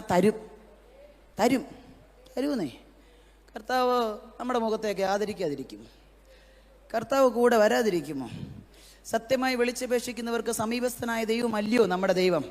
കണ്ണുനീര് കാണാതിരിക്കുമോ? കൂടെ വരാതിരിക്കുമോ? വരുമെന്ന്. പക്ഷെ കൂടെ ഉണ്ടെന്ന് അനുഭവിക്കാനുള്ള വിശ്വസിക്കുന്ന മനസ്സ് നമുക്ക് വേണം. അതാണ് ഏറ്റവും അത്യാവശ്യം. അപ്പൻ കൂടെ വരും. ലോകാവസാനത്തോളം എല്ലാ നാളും കൂടെ ഇരിക്കാമെന്ന് പറഞ്ഞവൻ കൂടെ വരും, ഉറപ്പാ. പക്ഷെ അവൻ കൂടെ ഉണ്ടെന്ന് ഫീൽ ചെയ്യാനുള്ള അഭിഷേകം നമുക്ക് വേണം. എത്ര നമ്മൾ പ്രാർത്ഥിച്ചാലും ഉപവസിച്ചാലും ആരാധിച്ചാലും ഒക്കെ എവിടെ പോയതാ? പ്രാർത്ഥനയ്ക്ക് പോയതാ. എങ്ങനെ ഉണ്ടായിരുന്നു? നല്ലതായിരുന്നു കേട്ടോ. എന്നിട്ടോ എന്ത് ചെയ്യാനാ? വീട്ടിലോട്ട് ചെല്ലുമ്പം പിന്നെ ഞാനൊന്നും പറയുന്നില്ല, ബാക്കി നിങ്ങൾ അവിടെ fill in the blanks with suitable words. കറക്റ്റായിട്ട് നിങ്ങളങ്ങ് ഫില്ല് ചെയ്താൽ മതി, എന്താ പിന്നെ പോകുന്ന വഴിക്ക് പറയുന്നതെന്ന്. എന്നാൽ പ്രാർത്ഥനയ്ക്ക് ഇപ്പം നമ്മുടെ മുഖത്തിൻ്റെ മുഖപ്രസാദം അല്ലേ? മുഖപ്രസാദം. മുഖം കാണുമ്പം പറയണം, ഇന്ന് ആ പുള്ളിക്കാരി ശരിക്കും ആരാധിച്ച മട്ടുണ്ട്, ഇന്നവർ ശരിക്കും എന്തോ പ്രാപിച്ചുകൊണ്ടാണ് വരുന്നേ. നമ്മൾ ഇങ്ങോട്ട് വന്നതിനെക്കാട്ടിലും കേടായിട്ടാണ് തിരിച്ചു പോകുന്നത്. അത് അന്നേരം തന്നെ ഈ യേശുപ്പച്ചൻ്റെ അടുക്ക ചെന്ന് പിശാച് ഇങ്ങനെ ഞോണ്ടിയിട്ട് പറയും, നോക്കടാ 3.5 മണിക്കൂർ നിന്റെ അടുത്തിരുന്നിട്ട് പോകുന്ന കണ്ടോ, പറയുന്നത് കണ്ടോ? യോ, നാണക്കേട് ഉണ്ടാക്കല്ലേ എൻ്റെ അപ്പന്. പ്രാർത്ഥിച്ചോണം, കർത്താവേ സന്തോഷമായിരിക്കാൻ ഒരു കൃപ എനിക്ക് തരണം, മുഖപ്രസാദത്തോടിരിക്കാൻ ഒരു കൃപ എനിക്ക് തരണം. എന്നെ കാണുന്നവർക്ക് യേശുവിൻ്റെ സാന്നിധ്യം ഫീൽ ചെയ്യണം. എന്നെ കാണുന്നവർക്ക് ദിവ്യപ്രസാദമുള്ള അവൻ്റെ പ്രസാദമോ ജീവപര്യന്തമുള്ളത്, ആ പ്രസാദം മറ്റുള്ളവർക്ക് എന്നിലൂടെ മനസ്സിലാക്കുവാനുള്ള കൃപ എനിക്ക് തരണമെന്ന് പറഞ്ഞ് പ്രാർത്ഥിക്കണം. ഇതൊക്കെ ചോദിച്ചാൽ അപ്പ എടുത്തു തരും. വലിയ കാര്യങ്ങളൊക്കെ നമ്മൾ ചോദിക്കുന്നത് അതൊക്കെയാണ്. ചിലപ്പം അപ്പന് പ്രയാസം ഉണ്ടായിട്ടല്ല ഒന്ന് ശരിയായിട്ട് തരാമെന്ന് ഓർത്തിരിക്കുന്നത്. ഇതൊക്കെ പെട്ടെന്ന് എടുത്ത് തരത്തില്ലയോ? പ്രൈസ്. ഞാൻ പ്രാർത്ഥിക്കുമായിരുന്നു, കർത്താവേ രാത്രി ഉറങ്ങാതിരിക്കാനുള്ള കൃപ എനിക്ക് തരണം. നിങ്ങളാരെങ്കിലും പ്രാർത്ഥിച്ചിട്ടുണ്ടോ എന്ന് എനിക്കറിയത്തില്ല. രാത്രി ഉറങ്ങാതിരിക്കാനുള്ള കൃപ എനിക്ക് തരണം. 3 മണിക്കൂർ 3.5 മണിക്കൂർ 4 മണിക്കൂറിൽ കൂടുതൽ ഉറങ്ങാൻ എന്നെ അനുവദിക്കരുത്.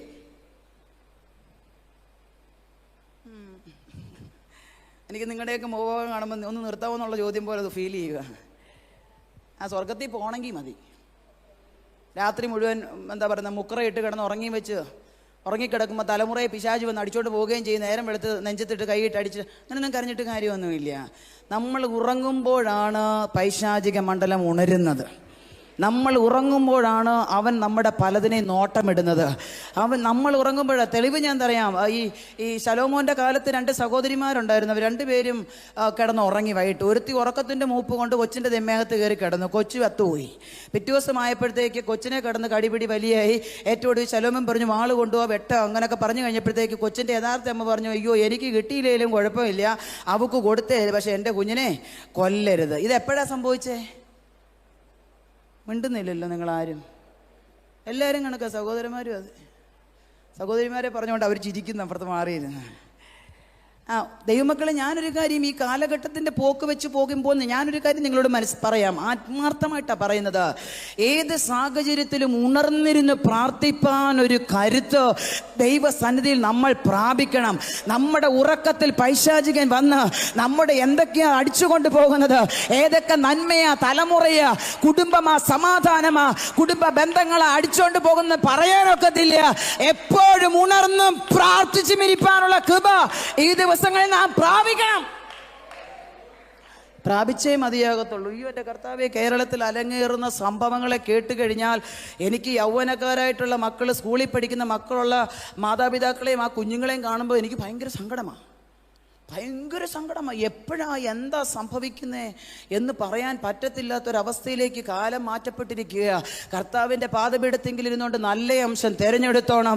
ആരും അപകരിക്കാത്തത് തിരഞ്ഞെടുത്തോണം. കുത്തിയിരുന്ന് മുട്ടുമേ പ്രാർത്ഥിച്ചോണം. ശത്രു ഒന്നിനെ അപകരിച്ചു കൊണ്ടുപോകുവാൻ അനുവദിക്കരുത്. എൻ്റെ ബലക്ഷയം കൊണ്ട്, എൻ്റെ ശക്തിക്കുറവ് കൊണ്ട്, എൻ്റെ കൃപയില്ലായ്മ കൊണ്ട്, എൻ്റെ പ്രാർത്ഥനക്കുറവ് കൊണ്ട്, എൻ്റെ ആരാധനക്കുറവ് കൊണ്ട്, എനിക്കെൻ്റെ ദൈവവുമായിട്ടുള്ള ബന്ധത്തിൽ വന്ന വീഴ്ച കൊണ്ട് എൻ്റെ കുടുംബത്തിനകത്ത് ഓരോ അനർത്ഥവും വരരുത് എന്ന് ചിന്തിക്കുവാൻ നാം തയ്യാറായാൽ നമ്മുടെ ഒന്നിനെയും പിശാച് അടിച്ചോണ്ട് പോകത്തില്ല. 3 ദിവസമായിട്ട് ഇവളെ കരയിപ്പിച്ച വിഷയമാണ്. 3 ദിവസമായിട്ട് കൂടെ കൂടെ എഴുന്നേറ്റ് കല്ലറയ്ക്ക് പോകും കരയാൻ. ഒത്തിരി കരയും, തിരിച്ചു വരും. ഈ 3 ദിവസം മറിയ എപ്പോഴൊക്കെ കല്ലറയ്ക്ക് പോയോ അപ്പോഴൊക്കെ ഈ യഹൂദന്മാരും കൂട്ടത്തിൽ പോയി. ഈ പ്രാവശ്യം അവൾ എഴുന്നേറ്റത് കല്ലറയ്ക്കൽ കരയാൻ പോകാനായിരുന്നു എന്ന് യഹൂദന്മാർ ചിന്തിച്ച ചിന്തയെ അത് വ്യക്തമാക്കിക്കൊണ്ട് മറിയ ഓടി അപ്പൻ്റെ അടുക്കൽ ചെന്നു. ഇരിക്കുന്നിടത്ത് നിന്ന് അവൾ എഴുന്നേറ്റു.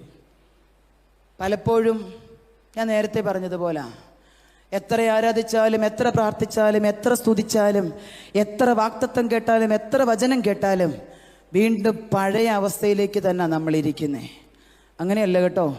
അപ്പൻ വന്നോ, നീ ഇരിക്കുന്ന അവസ്ഥയിൽ നിന്ന് എഴുന്നേക്കണം. അപ്പൻ വന്നോ, നീ ആയിരിക്കുന്ന മേഖലയിൽ നിന്ന് എഴുന്നേക്കണം. ഏത് മേഖലയിലാണ് നീ ഇരിക്കുന്നത്? കരച്ചിലിൻ്റെ നടുവിലാണോ? അസാധ്യതകളുടെ നടുവിലാണോ? രോഗത്താൽ ബന്ധിക്കപ്പെട്ടാണോ? അതോ വർഷങ്ങളായി ഇങ്ങനെ എന്താ പറയുക, പാരമ്പര്യം പറഞ്ഞുകൊണ്ടാണോ? നിന്നെ ഞെരുക്കുന്ന അവസ്ഥയിലാണോ? ഇവിടെ വന്ന് ആത്മസാന്നിധ്യം പ്രാപിച്ച് ദൈവത്തിങ്കിൽ നിന്ന് മറുപടി ഏറ്റ് അപ്പൻ എൻ്റെ ഒപ്പമുണ്ടെന്നൊരു ഫീലിങ്സ് അകത്ത് വന്നു കഴിഞ്ഞാൽ പിന്നെ അവിടെ അല്ല ഇരിക്കേണ്ടത്, പിന്നെ കിടക്കേണ്ടത് കർത്താവിൻ്റെ കാലിലാ.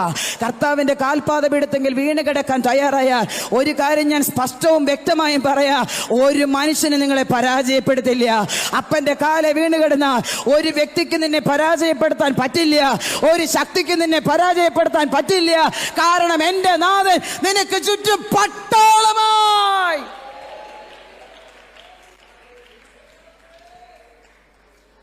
പട്ടാളമായി ഇറങ്ങാന്ന് പറഞ്ഞാൽ ചുമ്മാ ഫോർമാലിറ്റിക്ക് പറഞ്ഞു വിടുവൊന്നും അല്ല കേട്ടോ. അപ്പൻ ഇറങ്ങിയിരിക്കും. പക്ഷെ നമ്മളിപ്പോഴും, നിങ്ങൾ തന്നെ നിങ്ങളെ ചിന്തിച്ചാൽ മതി. 3-ാമത്തെ ദിവസമാണല്ലോ, നമുക്കൊന്ന് ചിന്തിച്ചു പോകാം. നിങ്ങൾ തന്നെ നിങ്ങളെക്കുറിച്ചൊന്ന് ചിന്തിച്ചേ. ഇത്രയും നാൾ പറഞ്ഞ സാക്ഷ്യം തന്നെയല്ലേ പിന്നെയും പറയുന്നേ?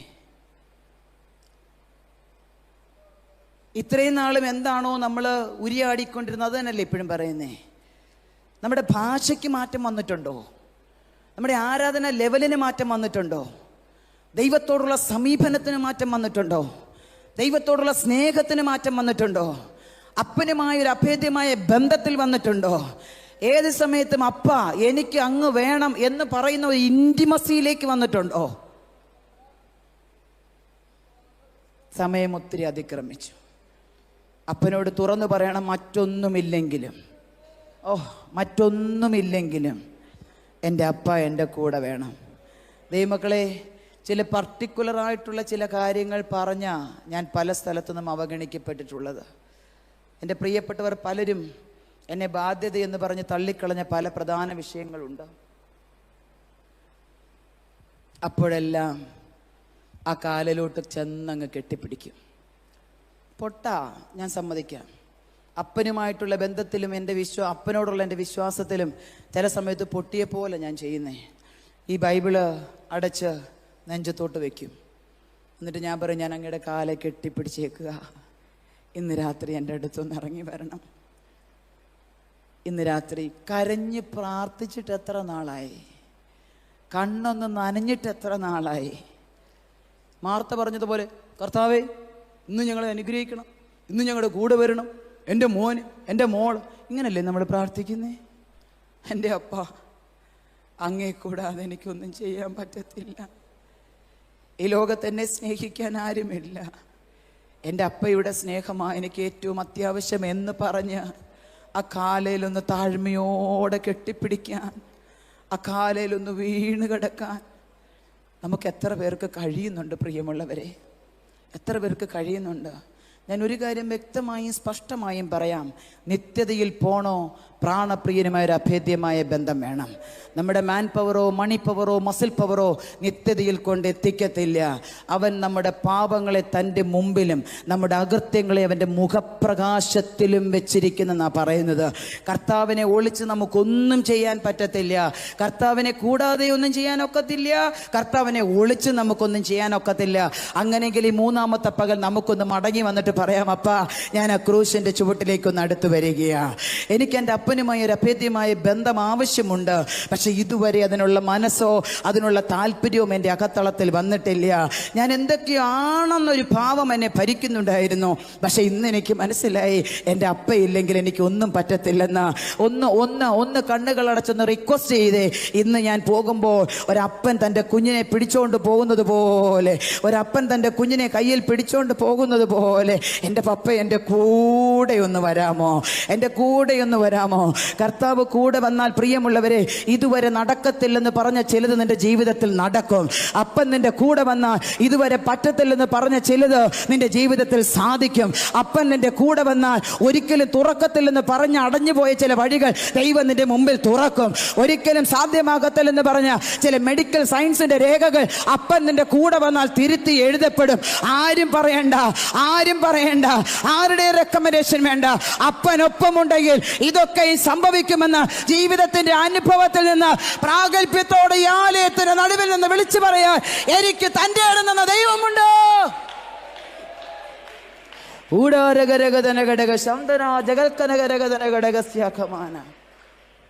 മറിയ ഇരുന്ന അവസ്ഥയിൽ നിന്ന് എഴുന്നേറ്റു, കർത്താവിൻ്റെ കാലിൽ വീണു. ഇന്ന് പകൽ നമുക്കും ഒന്ന് എഴുന്നേക്കാം.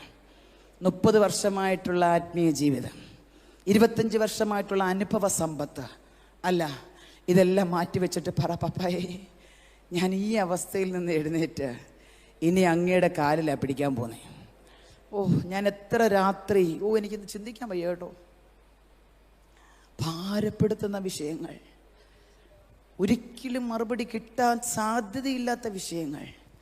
ഇന്നും എനിക്ക് അത്ഭുതമാ എൻ്റെ പ്രാണപ്രിയൻ ഒറ്റ രാത്രി കൊണ്ട് എങ്ങനെ ചെയ്തേന്ന്. പക്ഷെ എനിക്ക് തൻ്റെ ഇടമുണ്ട്. ഞാൻ രാത്രി മുഴുവനും അവൻ്റെ കാലിൽ കെട്ടിപ്പിടിച്ച് കിടക്കും. എത്ര പേർക്ക് തീരുമാനമെടുക്കാൻ പറ്റും? എൻ്റെ അപ്പയുടെ കാലിൽ ഞാൻ ഇന്നു മുതൽ, എൻ്റെ അപ്പയുടെ കാലിൽ ഞാൻ ഇന്നു മുതൽ, ഈ സെക്കൻഡ് മുതൽ ആ കാലിലാണ് കെട്ടിപ്പിടിക്കുന്നതെങ്കിൽ വേറെ ഒരു കാലിലും വീഴേണ്ട വരത്തില്ല. അവൻ്റെ മുമ്പിൽ ആ കൈകളെ മലർത്തുന്നതെങ്കിൽ ഒരു മനുഷ്യൻ്റെ മുമ്പിൽ കൈ നീട്ടാൻ ഇട വരത്തില്ല. അവൻ്റെ കണ്ണിലേക്കാണ് നീ നോക്കുന്നതെങ്കിൽ ദയക്ക് വേണ്ടി മറ്റൊരു കണ്ണിലേക്ക് നീ നോക്കേണ്ട വരത്തില്ല. റബാജന ശംദന രഗൽക്കനക രഗതനകടകസി, നിന്നെ അഭിമാനത്തോടെ നിർത്തുന്ന ദൈവം, ലജ്ജിക്കാൻ ഇടവരുത്താത്ത ദൈവം, തോളിൽ ചുമക്കുന്ന ദൈവം, ആരുമില്ലെന്ന് തോന്നുമ്പോൾ മുറിവേറ്റ നെഞ്ചിലെ സ്നേഹം പകർന്നു തരുന്ന ദൈവം ഇന്ന് പകൽ ഇവിടെ വന്നിട്ടുണ്ട്. എൻ്റെ യേശു നമ്മൾ ചുമക്കുന്ന ദൈവമല്ല, നമ്മളെ ചുമക്കുന്ന ദൈവമാണ്. കരമുയർത്തി കർത്താവിനെ സ്തുതിച്ചേ. അനേകരും അവരുടെ ദൈവങ്ങളെ ചുമന്നുകൊണ്ട് നടക്കുമ്പോൾ, അനേകരും അവരുടെ ദൈവങ്ങളെ ഒന്ന് ബാലൻസ് തെറ്റിയാൽ താഴെ പോകുന്ന രീതിയിൽ അവരവരുടെ ദൈവങ്ങളെ ചുമന്നുകൊണ്ട് നടക്കുമ്പോൾ, നമ്മൾ ചുമക്കുന്ന ദൈവത്തെയല്ല, നമ്മളെ ചുമക്കുന്ന ദൈവം, നരച്ചാലും ചുമക്കാമെന്ന് പറഞ്ഞ ദൈവം, വാർദ്ധക്യവും നരിയുമുള്ള കാലത്തും തള്ളിക്കളയത്തില്ലെന്ന് പറഞ്ഞ ദൈവം. ഓ ശമന രഗാന ഘടക ശബ്ദൽ പ്രബലകരകഥന ഘടക അർത്ഥമാ രഗാന ഘടകസ്യ ആ സാന്നിധ്യം ഇന്ന് പകലിന്റെ നടുവിൽ വ്യാപരിക്കുന്നുണ്ട്. ഓ ഹല്ലേലൂയ. രവന ജഗന രഗത അന്തന രഗൽക്കന. നീ ചുമക്കുന്ന ദൈവമല്ല എൻ്റെ ദൈവം, നിന്നെ ചുമക്കുന്ന ദൈവമാ. നിന്റെ ഏതവസ്ഥയിലും ഇറങ്ങി വരുന്ന ദൈവം, ഏതവസ്ഥയിലും നിന്റെ കരം പിടിക്കാമെന്ന് പറഞ്ഞ കർത്താവ്, ആ സാന്നിധ്യം ഇതിനകത്ത് ഇന്ന് പകൽ ഇറങ്ങി വന്നിട്ടുണ്ടെന്ന് അത് അനുഭവിക്കുന്നുണ്ടോ? അത് അനുഭവിക്കുന്നുണ്ടോ? അങ്ങനെയെങ്കിൽ നിന്റെ പ്രവർത്തിക്ക്, നിന്റെ പ്രാർത്ഥനയ്ക്ക് മറുപടി വന്നിരിക്കും.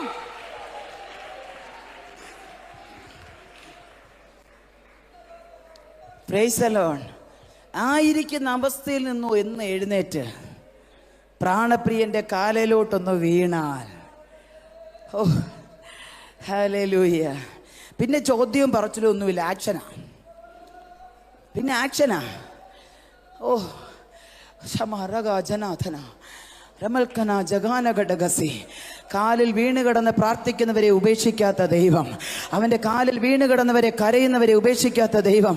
നിങ്ങൾക്ക് എത്ര പേർക്ക് ഇതിൻ്റെ ആഴം മനസ്സിലാകുന്നുണ്ടെന്ന് എനിക്കറിയത്തില്ല. അപ്പാ നീ മതി എനിക്ക്, നീ മതി എനിക്ക്, നീ മതി എനിക്ക്. എന്നെ നിത്യത വരെ കൊണ്ടെത്തിക്കാൻ, എന്നെ നിത്യത വരെ കൊണ്ടെത്തിക്കാൻ, എന്നെ അപ്പൻ്റെ പൊന്നുമുഖത്തിൻ്റെ ആ ശോഭ കാണുന്ന ദിനം വരെ, ആ പരിപൂർണമായ ശോഭ അനുഭവിക്കുന്ന ദിനം വരെ എന്നെ കൊണ്ടെത്തിക്കാൻ.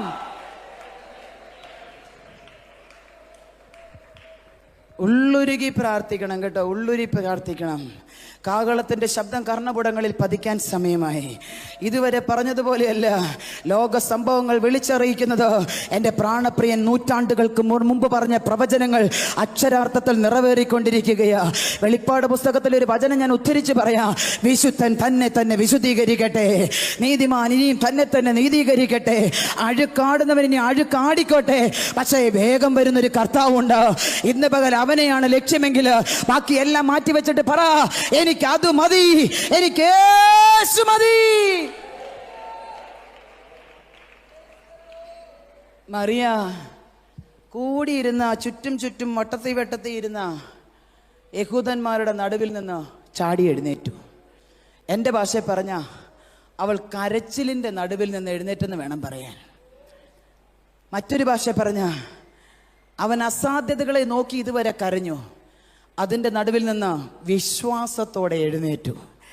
ഇന്ന് പകൽ അവിശ്വാസത്തിൻ്റെ ദുഷ്ടകൃതയം മാറ്റി അവിശ്വാസത്തിൻ്റെ കണികളെ മാറ്റാനുള്ള അപേക്ഷയോടെ വിശ്വാസത്തിൽ ഞാൻ എന്നും എഴുന്നേൽക്കും, വിശ്വാസത്തിൽ ഞാൻ എന്നും നിൽക്കും, വിശ്വാസത്തിൽ ഇന്ന് ഞാൻ ചിലതിനെ പിടിക്കും, വിശ്വാസത്തിൽ ഇന്ന് ഞാൻ ചിലതിനെ നേടും. എൻ്റെ അവിശ്വാസം ഞാനിന്ന് പറിച്ചെറിയുകയാ. ഇനി അവിശ്വാസത്തിൻ്റെ വാക്കുകൾ ഞാൻ പറയുകയില്ല, അവിശ്വാസത്തിൻ്റെ വാക്കുകൾ ഞാൻ ഉച്ചരിക്കുകയില്ല. എനിക്ക് വിശ്വാസത്തിൻ്റെ വാക്കുകൾ മതി. കാരണം എൻ്റെ നാവിന്മേൽ അധികാരമുണ്ട്.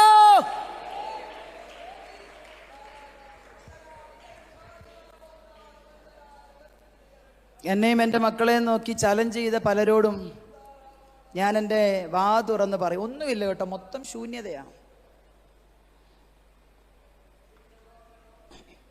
ഒരു സാധ്യതയില്ല, ഒരു സാധ്യതയും, ശൂന്യത മാത്രം.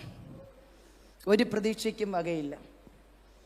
ഇന്ന് എന്നെ സ്നേഹിക്കുന്ന പലരും എന്നോട് പറയാറുണ്ട്, അന്ന് ഞങ്ങൾക്കൊന്ന് കാണാൻ പറ്റിയില്ലല്ലോ, അന്ന് ഞങ്ങൾക്കൊന്ന് പരിചയപ്പെടാൻ പറ്റിയില്ലല്ലോ. കാരണം ഇത്രയും പ്രതിസന്ധിയിൽ കൂടെ കടന്നു വന്നതിൻ്റെ ഇടയിൽ ഒന്ന് കൈത്താങ്ങൽ തരാൻ, ഒന്ന് ആശ്വസിപ്പിക്കാൻ.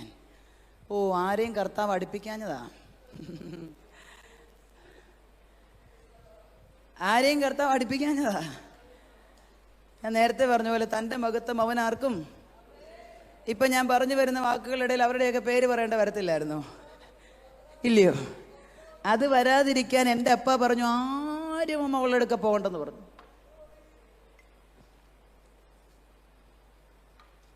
ആരും അവളുടെ അടുക്കൽ. മറിയയുടെ ചുറ്റും യഹൂദന്മാരുണ്ടായിരുന്നു, പക്ഷെ എൻ്റെ ചുറ്റും ആരുമില്ലായിരുന്നു.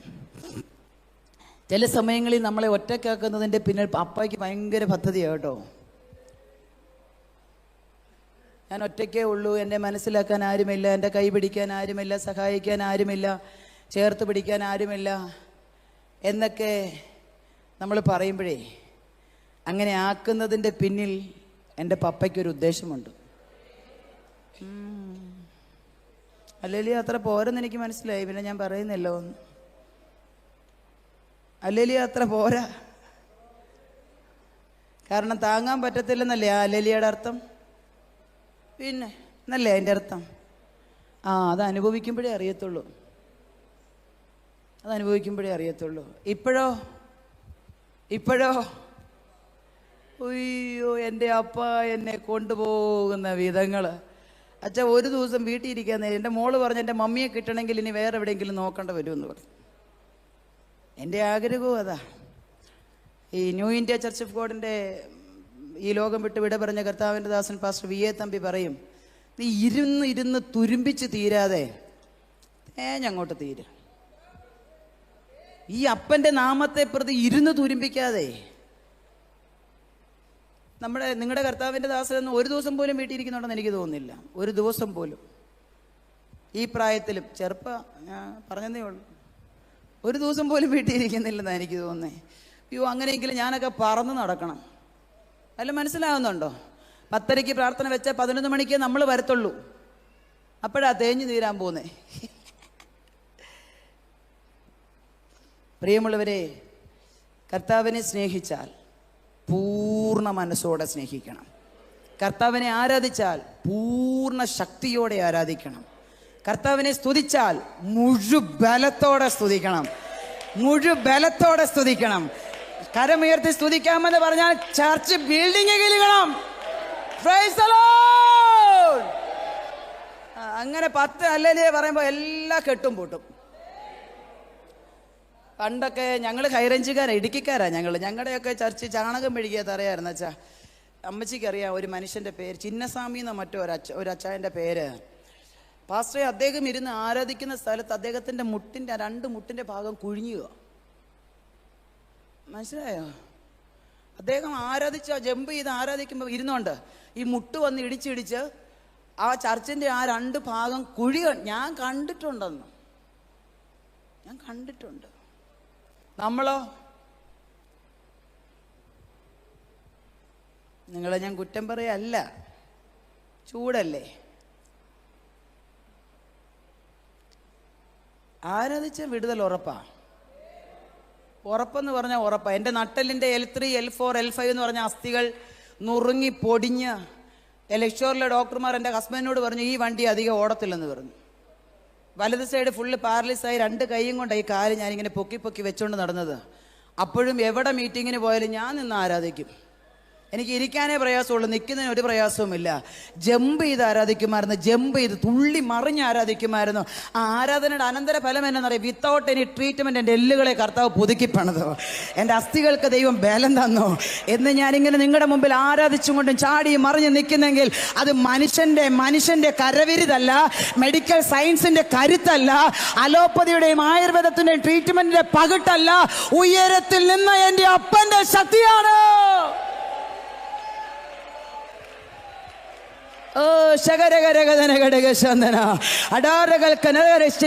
ചില മേഖലകളിൽ ദൈവത്തിന്റെ സൗഖ്യം ഇന്ന് അയക്കുകയാ കേട്ടോ. നീ ഒന്ന് വിട്ടുകൊടുത്ത് ആരാധിക്കാൻ തയ്യാറായ, നീ ഒന്ന് വിട്ടുകൊടുത്ത് സ്തുതിക്കാൻ തയ്യാറായ, കരങ്ങളെ ചേർത്തടിച്ച് ദൈവത്തെ ഒന്ന് മഹത്വപ്പെടുത്താൻ തയ്യാറായ നാളുകളായി നിന്നെ ബന്ധിച്ച ചില മണ്ഡലങ്ങൾ ഇന്ന് പകൽ പൊട്ടുന്ന പകലാ.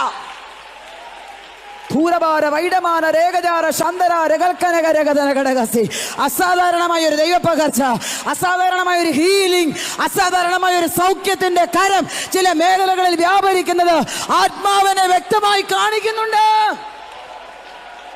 പ്രതികരിക്കുക ദൈവമക്കളെ, ഏറ്റെടുക്കുക, സൗഖ്യം ഏറ്റെടുക്കുക, വിടുതൽ ഏറ്റെടുക്കുക. കെട്ടുകളിൽ അഴിഞ്ഞു മാറട്ടെ, ഫ്രീ ആവട്ടെ, ആത്മാവിലൊരു കുതിപ്പ് നടക്കട്ടെ, ദൈവത്തിന്റെ സാന്നിധ്യം ഇറങ്ങട്ടെ. ആള് മാറിയവളെ പോലെ, ആള് മാറിയവനെ പോലെ. ഓ ശബല ജഗന രഗാരഗ ശന്ദരേ.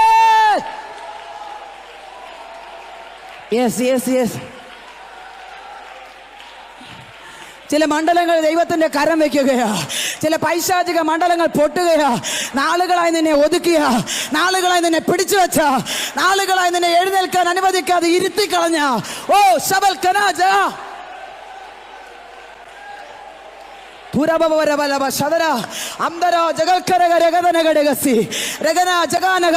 നിർജീവമായി കിടന്ന ചില മേഖലയില് വിശ്വാസത്തോടെ നീ എഴുന്നേറ്റപ്പോ ദൈവത്തിന്റെ പ്രവൃത്തി നടന്നെങ്കിൽ ഇന്ന് പകലത് നടക്കുകയാ.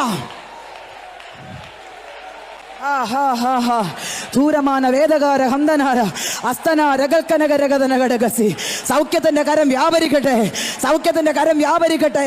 അസ്ഥികളിൽ ദൈവ സാന്നിധ്യം ഇറങ്ങട്ടെ, അസ്ഥികളിൽ ദൈവ സാന്നിധ്യം ഇറങ്ങട്ടെ.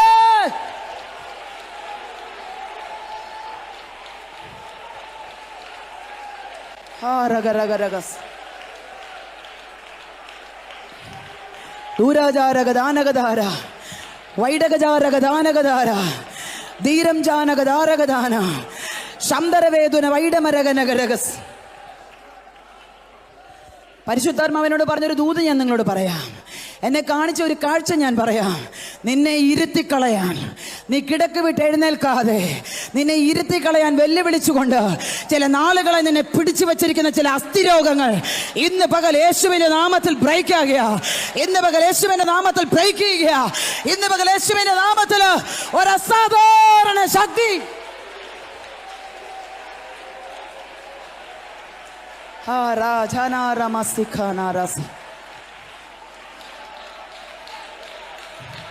യെസ് യെസ് യെസ് ധൂരാമാന വൈഡാമാന റീബലബൗഡാം വേദകരന്തേ ജീവലഘടക ശാദകരഗതേ അന്തർജാര ദൂരപരന്ത വേദകരഗത അസ്തൽജാന ദീപൽഘടക ദൂരം ജാന. ഓ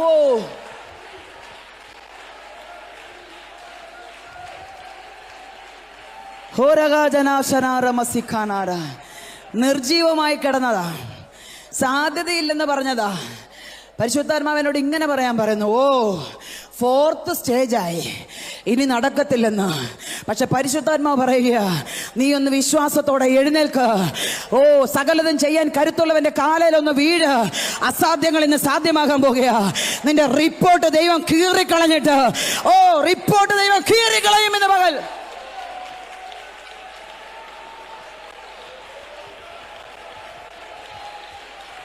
ഓ ശരബലഗതരഗടകസി ചില മേഖലകളിൽ ദൈവത്തിന്റെ സൗഖ്യം ഇറങ്ങുകയാ. അപ്പൻ കൈവെക്കുകയാ ചില മേഖലകളിൽ. അപ്പന്റെ കരസ്പർശം, അപ്പന്റെ കരസ്പർശം ഇന്ന് പകൽ ചിലരുടെ മേൽ വയ്ക്കുന്നത്.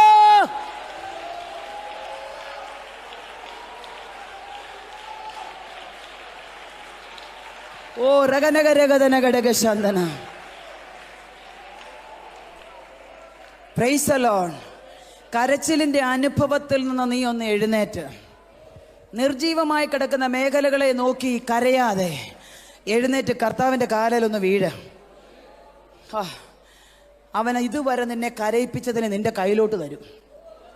ഇതുവരെ നിന്നെ കരയിപ്പിച്ചതുണ്ടല്ലോ, ഇതുവരെ കരയിപ്പിച്ച വിഷയങ്ങളുണ്ടല്ലോ, ഇതുവരെ കരയിപ്പിച്ച മേഖലകളുണ്ടല്ലോ, ഇതുവരെ കരയിപ്പിച്ച സങ്കടങ്ങളുണ്ടല്ലോ, ഇതുവരെ കരയിപ്പിച്ച റിപ്പോർട്ടുകളുണ്ടല്ലോ, ഇതുവരെ കരയിപ്പിച്ച വേദനകളുണ്ടല്ലോ, അത് നിന്റെ കയ്യിലോട്ട് മറുപടിയായി സ്വർഗം ഇന്ന് തരുന്ന പകലാണെന്ന് ദൂത് പറയുമ്പോ ആത്മാവിൽ നിന്നെ റിസീവ് ചെയ്യുക കഴിവുള്ള തന്റെ ഇടമുള്ള ദൈവമക്കൾ.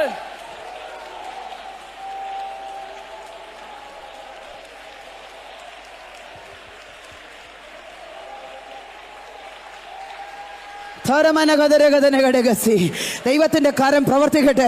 ദൈവത്തിന്റെ കാര്യം ചലിച്ചു തുടങ്ങുകയാ. ദൈവകാര്യം ചലിച്ചു തുടങ്ങുകയാ. നീ ഇന്ന് പകൽ വന്നത് വെറുതെയല്ല. നീ ഇന്ന് മടങ്ങി പോകുന്നത് വെറുതെയാവില്ല. ചിലത് കയ്യിൽ പിടിച്ചുകൊണ്ട് നാളിതുവരെ നിന്നെ പരാജയപ്പെടുത്തിയ, നാളിതുവരെ നിന്നെ സങ്കടപ്പെടുത്തിയ ചിലതിനെ കയ്യിൽ പിടിച്ചുകൊണ്ട്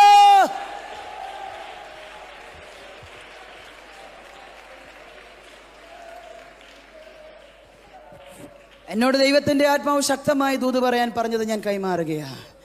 ഇതുവരെ നിന്നെ കരയിപ്പിച്ചത് എന്തോ, ഇതുവരെ നിനക്ക് തരത്തില്ലെന്ന് പറഞ്ഞത് എന്തോ, എനിക്കിത് കിട്ടത്തില്ലെന്ന് നിന്റെ ഹൃദയം തന്നെ വിധി എഴുതി തള്ളിയത്, നീ കൈ പിടിച്ചോണ്ടേ ആലയം വിട്ട് ഇറങ്ങത്തുള്ളൂ.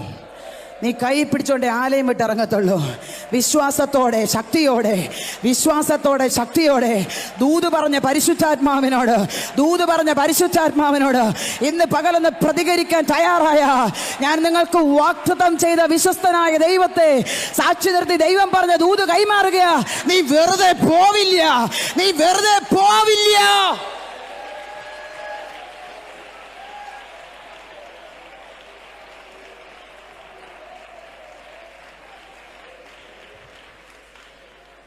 Yes, hallelujah. ദൈവമക്കളെ, അപ്പൻ എന്നോട് പറഞ്ഞത്, ആയിരിക്കുന്ന അവസ്ഥയിൽ നിന്ന് നീ ഒന്ന് എഴുന്നേറ്റ് അപ്പൻ്റെ കാലിലൊന്ന് വീണാൽ ഇതുവരെ നിനക്ക് തരത്തില്ലെന്ന് പറഞ്ഞതിനെ ദൈവം നിനക്ക് തരും. നീ വന്നതുപോലെ എല്ലാ മടങ്ങിപ്പോകുന്നത് ഇതുവരെ നിന്നെ കരയിപ്പിച്ച വിഷയത്തിന് മറുപടിയുമായിട്ടേ പോകത്തുള്ളൂ. വിശ്വാസത്തോടെ കരമുയർത്തി ശക്തിയോടെ കർത്താവ് വൻ കാര്യങ്ങളെ ചെയ്യാൻ വിശ്വസ്തനാണ്. വേറെ കർത്താവിൻ്റെ കാലിൽ വീണ് കിടന്ന, യഹോവയുടെ കാലിൽ വീണ് കിടന്ന 1-2 വ്യക്തികളെ ഞാൻ പരിചയപ്പെടുത്തി പോകാം. വായിക്കുന്നില്ല. ഉൽപ്പത്തി പുസ്തകം 18-ാം അധ്യായത്തിൻ്റെ 1-ാം വാക്യത്തിൽ നമുക്ക് കാണുവാൻ സാധിക്കുന്നുണ്ട്. 18-1-2 ആയപ്പോൾ അബ്രഹാം കൂടാരവാതിൽക്കൽ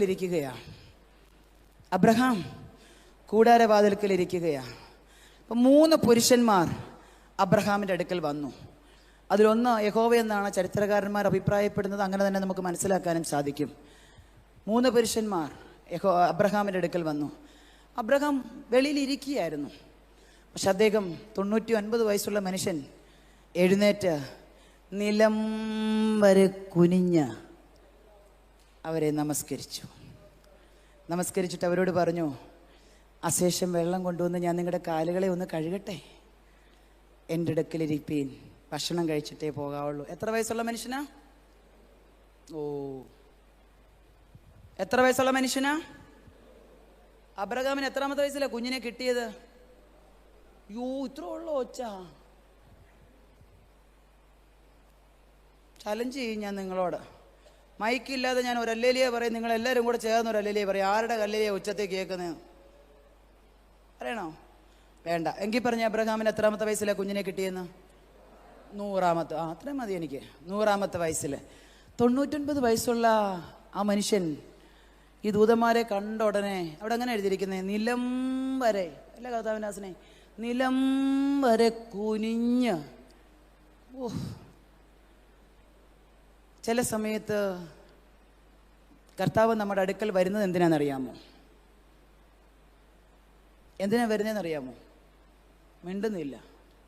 വർഷങ്ങളായ നിൻ്റെ അകത്ത് നീ കൊണ്ടു നടക്കുന്ന ചില വാഗ്ദത്തങ്ങളുണ്ടല്ലോ, അത് നിനക്ക് തരാനാ. പക്ഷെ നീ അവൈലബിൾ ആയിരിക്കണം.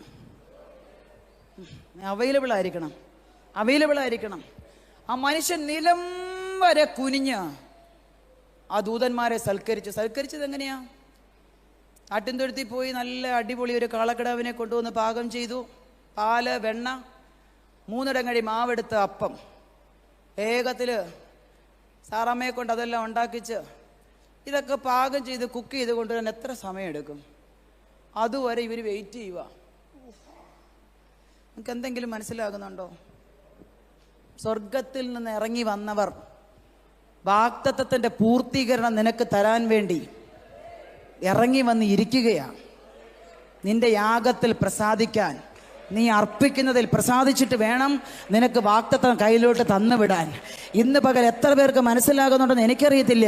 പക്ഷെ എൻ്റെ അപ്പൻ്റെ മുമ്പിൽ ഞാൻ അവൈലബിൾ ആണെന്ന് അറിഞ്ഞു കഴിഞ്ഞാൽ 24 വർഷം നെഞ്ചിനകത്ത് കൊണ്ടു നടന്നത്, 24 വർഷമായി കേട്ട് തഴമ്പിച്ച ഒരു വാഗ്ദത്തം അടുത്ത വർഷം ഈ സമയം കയ്യിൽ തരാൻ ദൂതന്മാർ അടുത്തു വന്നപ്പോൾ വീണ് കടന്നവന്റെ കാലിലൊന്ന് നമസ്കരിക്കാൻ.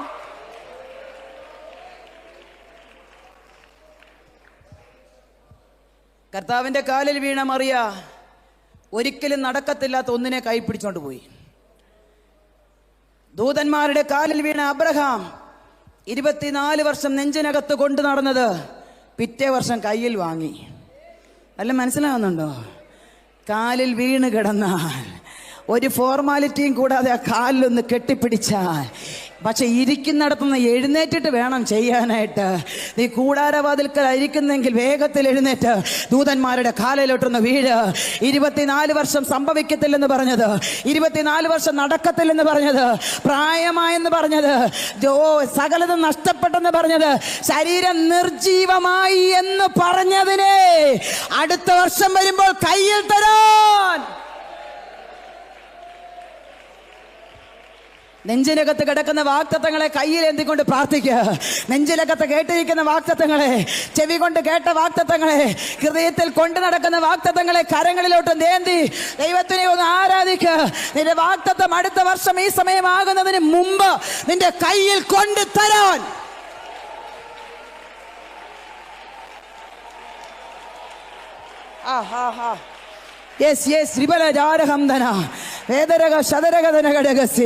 വാഗ്ദത്തം ചെയ്തവൻ വിശ്വസ്തനാ. അവൻ മാറത്തില്ല, അവൻ മാറത്തില്ല. നിന്റെ അവൈലബിലിറ്റി അവൻ ആവശ്യം. നീ അവൈലബിൾ ആണോ? വാഗ്ദത്തം കയ്യിൽ തന്നിരിക്കും. ഇന്ന് പകൽ ഞാൻ പറ കർത്താവിനോട് ഹല്ലേലൂയ.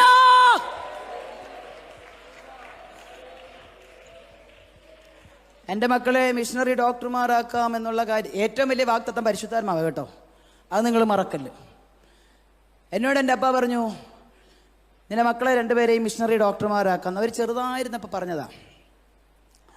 12ാം ക്ലാസ്സിൻ്റെ എക്സാം കഴിഞ്ഞു, ജോലി റിസൈൻ ചെയ്ത് കർത്താവിൻ്റെ വേലയ്ക്ക് വേണ്ടി ഇറങ്ങി. പ്രിയപ്പെട്ടവനെ സുവിശേഷ വിരോധികൾ കൊന്നുകളഞ്ഞു. കർത്താവിൻ്റെ വീട്ടുകാർ അവിടെ ബാധ്യതയാണെന്നും പറഞ്ഞ് മാറ്റി നിർത്തി. ചേർത്ത് പിടിക്കാൻ ആരുമില്ല. ജോലി വിട്ടിറങ്ങിയപ്പോൾ പ്രാണപ്രിയനോട് പറഞ്ഞു, അപ്പാ ഒരു ഗ്ലാസ് വെള്ളത്തിനോ 5 രൂപയ്ക്കോ ഒരു അന്തി ഉറങ്ങാനോ ഞാൻ ആരെടുക്കൽ പോകത്തില്ല. എൻ്റെ അപ്പ വേണം എൻ്റെ കാര്യങ്ങൾ നോക്കാൻ.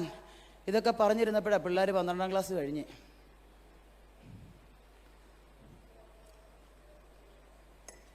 വാടക കൊടുക്കാൻ പോലും നിവൃത്തിയില്ല, ഭക്ഷണത്തിന് പോലും വകയില്ല. മക്കൾക്ക് എന്ത് കൊടുക്കുമെന്നോർത്ത് നെടുവീർപ്പിട്ട ദിനരാത്രങ്ങൾ എൻ്റെ ജീവിതത്തിൽ. കുളത്തിൻ്റെ സൈഡിൽ വളരുന്ന ഇലകളും തേലിപ്പടർപ്പിലും വഴി സൈഡിലും വളരുന്ന ഇലകൾ മുഴുവനും പറിച്ച് വഴറ്റി എൻ്റെ മക്കൾക്ക് കഴിക്കാൻ കൊടുത്തു. എൻ്റെ സഹോദരനോട് പറഞ്ഞാൽ പൊന്നു പോലെ കൈവെള്ളയെ നോക്കും എന്നെ, അത്രയ്ക്ക് സ്നേഹമായി ഇപ്പോഴും അപ്പോഴും. എൻ്റെ സഹോദരി അതുപോലെ തന്നെ. പക്ഷെ ഇബ്താഖ് പറഞ്ഞ പോലെ ഞാൻ അപ്പനോട് പറഞ്ഞു പോയി, എനിക്ക് മാറിക്കൂടാ, ഞാൻ ആരെയും ഡിപ്പെൻഡ് ചെയ്യത്തില്ല, ആശ്രയിക്കത്തില്ലെന്ന് സ്വർഗത്തോട് പറഞ്ഞാൽ പിന്നെ മാറാൻ പറ്റുമോ? പറ്റത്തില്ല. ഞാൻ പറഞ്ഞപ്പോൾ ഞാൻ സ്വർഗ ഗവൺമെൻറ്റിൻ്റെ സർവൻ്റാ. ഞാൻ പട്ടിണി കിടക്കണോ കഴിക്കണോ എന്നുള്ളത് അങ്ങാ തീരുമാനിക്കേണ്ടത്, ഞാനല്ല. പട്ടിണി കിടക്കുന്നതാണ് അങ്ങേക്ക് സന്തോഷമുണ്ടെങ്കിൽ പിന്നെ എനിക്കെന്നാ. അങ്ങനെ പറഞ്ഞ് പ്രാർത്ഥിച്ചു. 12ാം ക്ലാസ് കഴിഞ്ഞു. കേരള സ്പോർട്സ് കൗൺസിലിൻ്റെ അണ്ടറിൽ അവർക്ക് അഡ്മിഷൻ കിട്ടുമെന്ന് വളരെ പ്രതീക്ഷയോടെ ഞങ്ങൾ കാത്തിരുന്നു. കാരണം CBSE നാഷണൽ ചാമ്പ്യന്മാരായിരുന്നു 2 പേര്, 5 വർഷം. ആ രീതിയിൽ അവർക്ക് അഡ്മിഷൻ കിട്ടുമെന്ന് പ്രതീക്ഷിച്ചു. ആ സമയത്ത് പേര് പറയുന്നില്ലെങ്കിലും 2 വ്യക്തികൾ തമ്മിൽ നടന്ന ക്ലാഷ് നിമിത്തം കുറച്ചു കാലത്തേക്ക് ഈ കേരള കൗൺസിൽ സ്പോർട്സ് കൗൺസിൽ പിരിച്ചുവിട്ടു. അങ്ങനെ ആ വാതിലും അടഞ്ഞു. ഇന്ത്യയിലെ മുഴുവൻ അഡ്മിഷനും കഴിഞ്ഞു. ഒരു സഹോദരി വന്നിട്ട് എന്നോട് പറഞ്ഞു, ഒത്തിരി ആശ്വസിപ്പിക്കേണ്ട ഒരു വ്യക്തിത്വം വന്നിട്ട് എന്നോട് പറഞ്ഞു, എടി കൊച്ചേ, ഈ പെമ്പിള്ളാരെ ഇങ്ങനെ വീട്ടിൽ പിടിച്ചുകൊണ്ട് നിർത്താതെ നീ വല്ല ANM നേഴ്സിങ്ങിനും വിട്. അവർ നേഴ്സിംഗ് പഠിച്ച് ബെഡ്ഷീറ്റ് വരിച്ചെങ്കിലും ജീവിച്ചോളും. നല്ല വിശ്വാസി ഡ്രൈവർമാരെ കൊണ്ട് ഇവളുമാരെ കല്യാണം കഴിപ്പിക്കാം. നീ ചുമ്മാ MBBS യേശു പറഞ്ഞെന്നും പറഞ്ഞു. ഒരിക്കലും അങ്ങനെ പറയാൻ പാടില്ലാത്ത ഒരാളാ. ഈ എന്താ പറയുന്നേ, യോബിൻ്റെ അടുക്ക വന്ന് ആശ്വസിപ്പിക്കുന്ന ആൾക്കാരെ പോലെ വ്യസനിപ്പിക്കുന്ന ആശ്വാസകന്മാർ. എന്നാൽ നമ്മുടെ ദൈവം പറഞ്ഞാ അത് അങ്ങനെ തന്നെ സംഭവിക്കും, നീ പ്രാർത്ഥിക്കുക എന്നല്ലേ പറയേണ്ടത്. നേരെ വല്ല വിശ്വാസം ഇതിൽ നല്ല വണ്ടി ഓടിക്കുന്ന നല്ല ഡ്രൈവർ ചെറുക്കന്മാരുണ്ട്, നല്ല സ്വഭാവമുള്ള അവന്മാരെ കൊണ്ട് കല്യാണം കഴിപ്പിച്ച് വിടാം, കൊണ്ടുപോയി നേഴ്സിംഗ് പഠിപ്പിക്കാൻ പറഞ്ഞു. ഞാൻ ആ മുഖത്തോട്ടൊന്ന് സൂക്ഷിച്ച് നോക്കി, ഒന്നും മിണ്ടിയില്ല. എൻ്റെ സഹോദരൻ എൻ്റെ മക്കളോട് പറഞ്ഞു, മക്കളെ 2 പേരും BSc നഴ്സിങ്ങിന് പോകും, ഞാൻ എല്ലാ ഫുൾ എക്സ്പെൻസ് ഞാൻ എടുത്തോളാം. പക്ഷേ എൻ്റെ മക്കൾ 2 പേരും പറഞ്ഞു, ഉലകത്തിലെ ഒരു മനുഷ്യനല്ല ഞങ്ങളെ മിഷണറി ഡോക്ടർമാരാക്കാമെന്ന് പറഞ്ഞത്. ഞങ്ങളോട് ആ വാക്ക് പറഞ്ഞത് ഉയരത്തിലെ അപ്പനാ. അപ്പൻ പറഞ്ഞാൽ അത് ചെയ്യാൻ വിശ്വസ്തനാണെന്ന് പറഞ്ഞു. ഇത് കേട്ടപ്പം എൻ്റെ ഹൃദയത്തിൽ ഒത്തിരി ഭാരം തോന്നി. കാരണം ഞാൻ ഈ വിഷയം ഓർത്ത് പ്രാർത്ഥിക്കുന്നുണ്ടെങ്കിലും ഇവരെ എങ്ങനെ പറഞ്ഞ് മനസ്സിലാക്കിക്കുന്നതിനൊരു ആശങ്ക എൻ്റെ മനസ്സിലുണ്ടായിരുന്നു. പക്ഷേ എനിക്കിനി ഇവരോട് ഇങ്ങനെ പറയാനൊക്കത്തില്ലല്ലോ. ഞാൻ അവരോട് പറഞ്ഞു, നിങ്ങൾ ഉപവസിക്കുക, നമുക്ക് 3 പേർക്കും ടൈം ടേബിൾ എഴുതുക, അത് വെച്ച് നമുക്ക് പ്രാർത്ഥിക്കാം. ദൈവമക്കളെ, വാഗ്ദത്തം ചെയ്ത കർത്താവ് വിശ്വസ്തനാ. അവനോ നമ്മുടെ വിശ്വാസം എന്തേരെ ഉണ്ടെന്ന് അപ്പയൊന്ന് നോക്കും. നമ്മൾ അവൈലബിൾ ആണോ എന്നും നോക്കും. അത് 10 വർഷമായാലും 15 വർഷമായാലും. ഇന്നലെ കഴിഞ്ഞ ദിവസം ഒരു മീറ്റിങ്ങിന് പോയപ്പം മാവേലിക്കരയ്ക്ക് അടുത്തുള്ളൊരു ചർച്ചിലാണ് പോയി, ഒരു IPC ചർച്ചിൽ. ആ കർത്താവിൻ്റെ ദാസൻ എന്നോട് പറഞ്ഞു, കേരളത്തിൽ വന്നിട്ട് എന്നോട് പറഞ്ഞു ഒറ്റ ദൂത് ഇതുവരെ നടന്നിട്ടില്ലെന്ന്. ഞാൻ പറഞ്ഞു, പാസ്റ്ററെ അങ്ങനെ പറയരുത്, എന്നോട് എൻ്റെ അപ്പൻ പറഞ്ഞതെല്ലാം സംഭവിച്ചിട്ടുണ്ടെന്ന് പറഞ്ഞു. എന്നോട് പറഞ്ഞ അപ്പനാണ് പാസ്റ്ററോട് പറഞ്ഞതെങ്കിൽ ഇത് നടക്കും, നടക്കാതിരിക്കത്തില്ലെന്ന് പറഞ്ഞു. നിങ്ങളാരും മിണ്ടുന്നില്ലല്ലോ, നടക്കില്ലയോ? നടക്കുമെന്ന്. എൻ്റെ പ്രിയമുള്ളവരെ, ഒരിക്കലും പ്രതീക്ഷിക്കാത്ത വഴികളിലൂടെ കുഞ്ഞുങ്ങൾക്ക് അഡ്മിഷനും അവരെ വിടാനുള്ള പൈസയും ചോദിക്കാതെ വീട്ടിൽ കൊണ്ടു തന്നു. ഒന്ന് കരമുയർത്തി സ്തുതിക്കാമോ? ANM നേഴ്സിംഗ് പഠിപ്പിക്കുക, വിശ്വാസി ഡ്രൈവർമാരെ കൊണ്ട് കല്യാണം കഴിപ്പിക്കാം എന്ന് പറഞ്ഞവരുടെ മുമ്പിൽ 2023 ഓഗസ്റ്റ് 29-ാം തീയതി 2 മിഷണറി ഡോക്ടർമാർ യൂറോപ്പിലെ ഒരു കൺട്രിയിൽ, അർമേനിയ എന്ന് പറഞ്ഞ രാജ്യത്ത് നിന്ന് ഗ്രാജുവേറ്റഡ് ആയി. ഓ ഹല്ലേലൂയ!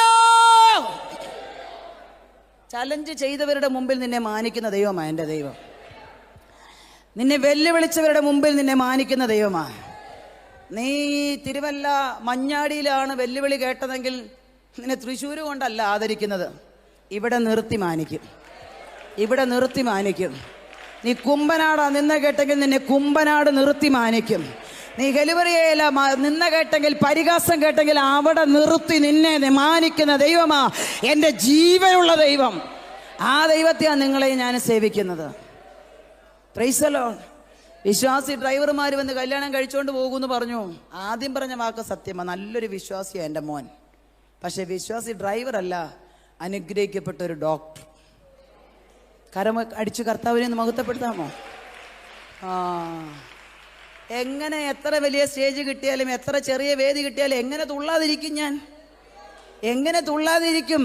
യഹോവ എനിക്ക് ചെയ്ത സകല ഉപകാരങ്ങളും ഓർത്ത് നിൽക്കാൻ തോന്നത്തില്ല. ചാടി ദൈവത്തെ ആരാധിപ്പാ. നീ കൂടാരത്തിന് വെളിയിലോട്ടൊന്ന് ഇറങ്ങി ആകാശത്തിലോട്ട് നോക്കി നക്ഷത്രങ്ങളെ നിനക്ക് എണ്ണാവോ? ഇല്ല, പറ്റത്തില്ല. മണൽത്തരികളെ എണ്ണാമോ? പറ്റത്തില്ല. ഇത്രയും സന്തതികളെ ഞാൻ നിനക്ക് തരാമെന്ന് പറഞ്ഞ വാഗ്ദത്തം 24 വർഷം മനസ്സിൽ കൊണ്ട് നടക്കും. ആര്? വിശ്വാസികളുടെ പിതാവായ അബ്രഹാം. അടുക്കള വാതിൽക്ക് നിന്ന് അമ്മാമ്മ ചിരിച്ചിട്ട് പറഞ്ഞു, അദ്ദേഹം വൃദ്ധനായി, സ്ത്രീകൾക്കുള്ള പതിവ് എൻ്റെ നിന്നുപോയി, ഇനി ഇത് സാധിക്കുമോ? ഉള്ളുകൊണ്ടവൾ ചിരിച്ചു. മകൻ്റെ പേര് ചിരി എന്നർത്ഥമുള്ള ഇസഹാക്ക്. ഉള്ളുകൊണ്ട് ചിരിച്ചു. മകൻ്റെ പേര് ഇസഹാക്ക്, അർത്ഥം ചിരി. എപ്പോഴാ കിട്ടിയത്? ദൂതന്മാർ വന്നപ്പോൾ കാലിൽ വീണ് അവരെ ആശ്ലേഷിച്ച് സ്വീകരിച്ച വിധമോർത്ത് അവൈലബിൾ ആയിരുന്ന അബ്രഹാമിന് അടുത്ത വർഷം ആ നേരമായപ്പോൾ 24 വർഷം നെഞ്ചിനകത്ത് കൊണ്ടു നടന്നത് പിറ്റേ വർഷം കയ്യിൽ. ഇന്ന് പകൽ ഞാൻ ആത്മാവിൽ ദൂത് പറയാ, ചില അടഞ്ഞുകിടക്കുന്ന മേഖലകളിൽ എൻ്റെ ദൈവത്തിൻ്റെ കരം സ്പർശിക്കും. അടുത്ത വർഷം ഈ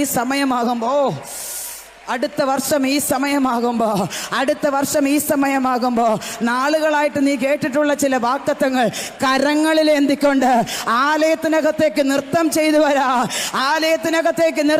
വരാ. ഇന്ന് പകൽ ദൈവത്തിന്റെ ആത്മാവ് ചില മേഖലകളിൽ തന്റെ കരസ്പർശനം അയക്കുന്നുണ്ടെന്ന് ദൂത് പറഞ്ഞ എത്ര പേര് ആമീൻ പറഞ്ഞു റിസീവ് ചെയ്യോ?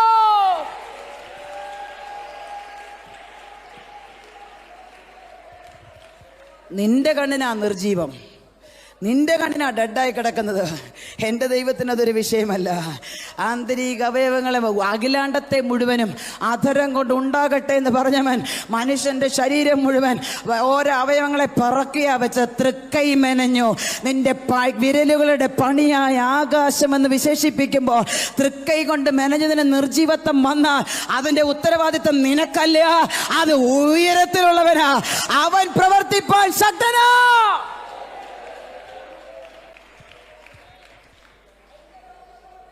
പക്ഷേ നീ ഏതവസ്ഥയിലാണോ ഇരിക്കുന്നിടത്ത് നിന്നൊന്ന് എഴുന്നേറ്റ് പ്രിയൻ്റെ കാലയിലോട്ടൊന്ന് വീഴണം.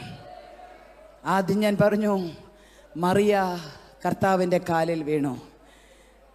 4 ദിവസമായി അവളെ കരയിപ്പിച്ചത് കയ്യിലേന്തിക്കൊണ്ട് അവൾ വീട്ടിലോട്ട് പോയത്. ഇവിടെ അബ്രഹാം ദൂതന്മാരുടെ കാൽക്കൽ വീണു. 24 വർഷം നെഞ്ചിനകത്ത് കൊണ്ടു നടന്നത് പിറ്റേ വർഷം കൈകളിൽ വാങ്ങി. ഇന്ന് പകൽ ഒരു ആത്മസാന്നിധ്യം ഇതിൻ്റെ നടുവിൽ വ്യാപരിക്കുന്നത് ഞാൻ നിങ്ങളോട് പറയാം. നാളുകളായി നടക്കത്തില്ലെന്ന് പറഞ്ഞ് വെല്ലുവിളിക്കുന്നത്, നാളുകളായി മുന്നോട്ട് വിടത്തില്ലെന്ന് പറഞ്ഞ് വെല്ലുവിളിക്കുന്നത്, ഇതൊരിക്കലും നടക്കത്തില്ലെന്ന് നിന്റെ മനസ്സ് തന്നെ നിന്നോട് പറഞ്ഞത്, നിന്നെ സ്നേഹിക്കുന്നവർ നിന്നോട് പറഞ്ഞത്, ഓ രമ ജഗാന ഘടകശാന്തനെ, അസാധ്യതകളുടെ നീണ്ട ലിസ്റ്റ് മാത്രമാണ് നിന്റെ കൺമുമ്പിൽ കാണുന്നതെങ്കിൽ എൻ്റെ സ്വർഗം ഇന്ന് രാവിലെ പറയുക, അത് അടുത്ത വർഷം ഈ സമയത്തിന് മുമ്പ് നിന്റെ കയ്യിൽ തരാ, നിന്റെ കയ്യിൽ തരാ. ഈ ഉപവാസ പ്രാർത്ഥന കഴിയുന്നതിന് മുമ്പ് നിനക്ക് വേണ്ടി അത് ചെയ്യാ, നിനക്ക് വേണ്ടി അത് ചെയ്യാ. എന്റെ ദൈവത്തിന്റെ കരം ഇന്ന് പകൽ, ഈ 3-ാം പകൽ ഇതിന്റെ നടുവിൽ ഇറങ്ങി വന്നിട്ടുണ്ട്.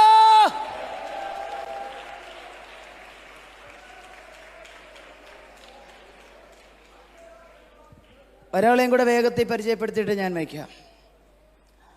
ഉൽപ്പത്തി പുസ്തകം 19-ാം അധ്യായത്തിൻ്റെ 1-ാം വാക്യത്തില, എടുത്ത് വായിക്കണ്ട, ഇങ്ങോട്ട് നോക്കിയാൽ മതി. ലോത്ത് പട്ടണവാതിൽക്കലിരിക്കുകയായിരുന്നു. അപ്പോഴാ അവിടെ എഴുതിയിരിക്കുന്ന 2 ദൂതന്മാർ. അബ്രഹാമിൻ്റെ അടുക്കൽ വന്നത് 3 പുരുഷന്മാരെങ്കിൽ ലോത്തിൻ്റെ അടുക്കൽ വന്നത് 2 ദൂതന്മാരാ. ലോത്ത് പട്ടണവാതിൽക്കലായിരുന്നത്, പട്ടണത്തിലെ പ്രധാനികളായ വ്യക്തികൾ ഇരിക്കുന്ന സ്ഥലത്ത്. ഭക്തനായ മനുഷ്യൻ അവിടെ ഇരിക്കേണ്ടതല്ല, എങ്കിലും അദ്ദേഹം അവിടെ പോയിരുന്നു. പക്ഷേ ദൂതന്മാരെ കണ്ടപ്പോൾ അദ്ദേഹവും ഇരുന്നിടത്തു നിന്ന് എഴുന്നേറ്റു, അവരുടെ കാൽക്കൽ വീണ് സാഷ്ടാംഗം നമസ്കരിച്ചു എന്ന് എഴുതിയിരിക്കുന്നത്. എന്നിട്ട് അവരെ വിളിച്ചുകൊണ്ട് ഭവനത്തിൽ പോയി. നമ്മൾ പ്രാർത്ഥിക്കുന്നതിന് മുമ്പ് ഇത് ദൂത് പറഞ്ഞ് അവസാനിപ്പിക്കുക കേട്ടോ. സംഭവിച്ചത് സോദോം ഗോമോറ മുഴുവനും അകൃത്യം നിമിത്തം കത്തി തീക്കി ചാമ്പലായപ്പം ലോത്തിനെ സ്വർഗം തൻ്റെ തലമുറകളോടൊപ്പം കൈ പിടിച്ച് പട്ടണത്തിന് പുറത്താക്കി. ഓ, എനിക്കറിയത്തില്ല, ചിലതിനെ കൈ പിടിച്ച് സ്വർഗം പുറത്തു കൊണ്ടുവരിക. ചില കേസിനകത്ത് നിന്ന്, ചില കെട്ടിനകത്ത് നിന്ന്, ചില അന്ധകാര മണ്ഡലത്തിൻ്റെ കരാള ഹസ്തത്തിൽ നിന്ന് ചില തലമുറകളെ, ചില കുടുംബങ്ങളെ ദൈവം ഇന്ന് കൈപിടിച്ച് പുറത്തു കൊണ്ടുവരികയാ. എനിക്കറിയില്ല, ഒരു അസാധാരണ ദൈവ സാന്നിധ്യം എൻ്റെ മൺകൂടാരത്തിലും ഈ ആലയത്തിലും വ്യാപരിക്കുന്നത് ആത്മാവിൽ ഞാൻ അനുഭവിക്കുന്നത് കൊണ്ട് പറയുക, നീ ആരാധിച്ച് റിസീവ് ചെയ്യുക, നീ ആരാധിച്ച് ഏറ്റെടുക്കുക. സ്ഥലം മറന്ന്, ഇരിക്കുന്ന ഇടം മറന്ന് നീ ഇന്ന് ആരാധിച്ച് ആ ദൂതം ഏറ്റെടുക്കാമോ? ചില അനർത്ഥത്തിൽ നിന്റെ തലമുറയുടെ പേർ വരില്ല.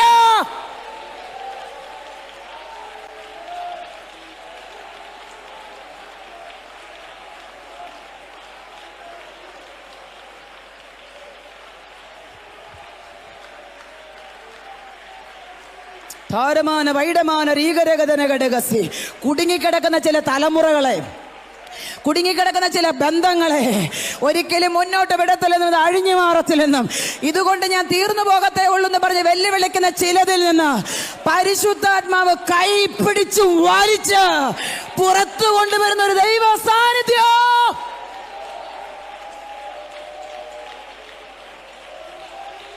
ൂരവാര വൈഡവരവരവരവ ശബ്ദരോരവാരവരവ ശൈഡ പ്രബലവരവ.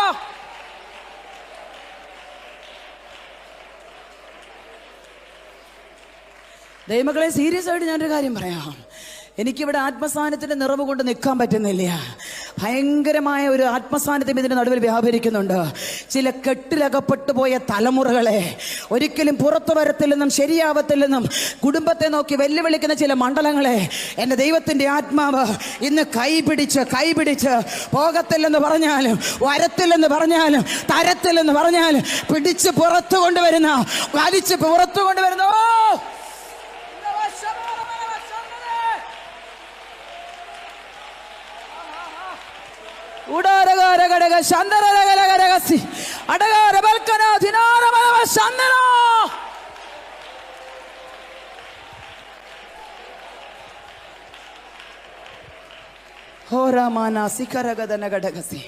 ഒരു ദൂതും കൂടെ അവിടെ പറയാം. രാജ്യത്ത് വരുന്ന അനർത്ഥത്തിൽ നിന്റെ തലമുറയുടെ പേര് വരില്ല. ഓ, ദേശത്ത് നടക്കുന്ന അനർത്ഥത്തിൽ നിന്റെ കുടുംബത്തിന്റെ പേര് വരില്ല, നിന്റെ തലമുറയുടെ പേര് വരില്ല. ഒതുക്കിക്കളയാൻ വാതുകെട്ടുന്ന മണ്ഡലത്തിൽ നിന്ന് എൻ്റെ പ്രാണപ്രിയൻ കയ്യിൽ പിടിച്ച് വലിച്ച് ഇന്നത്തെ നിന്റെ ആരാധനയിൽ ചിലതിനെ പുറത്തു കൊണ്ടുവരുമെന്ന്.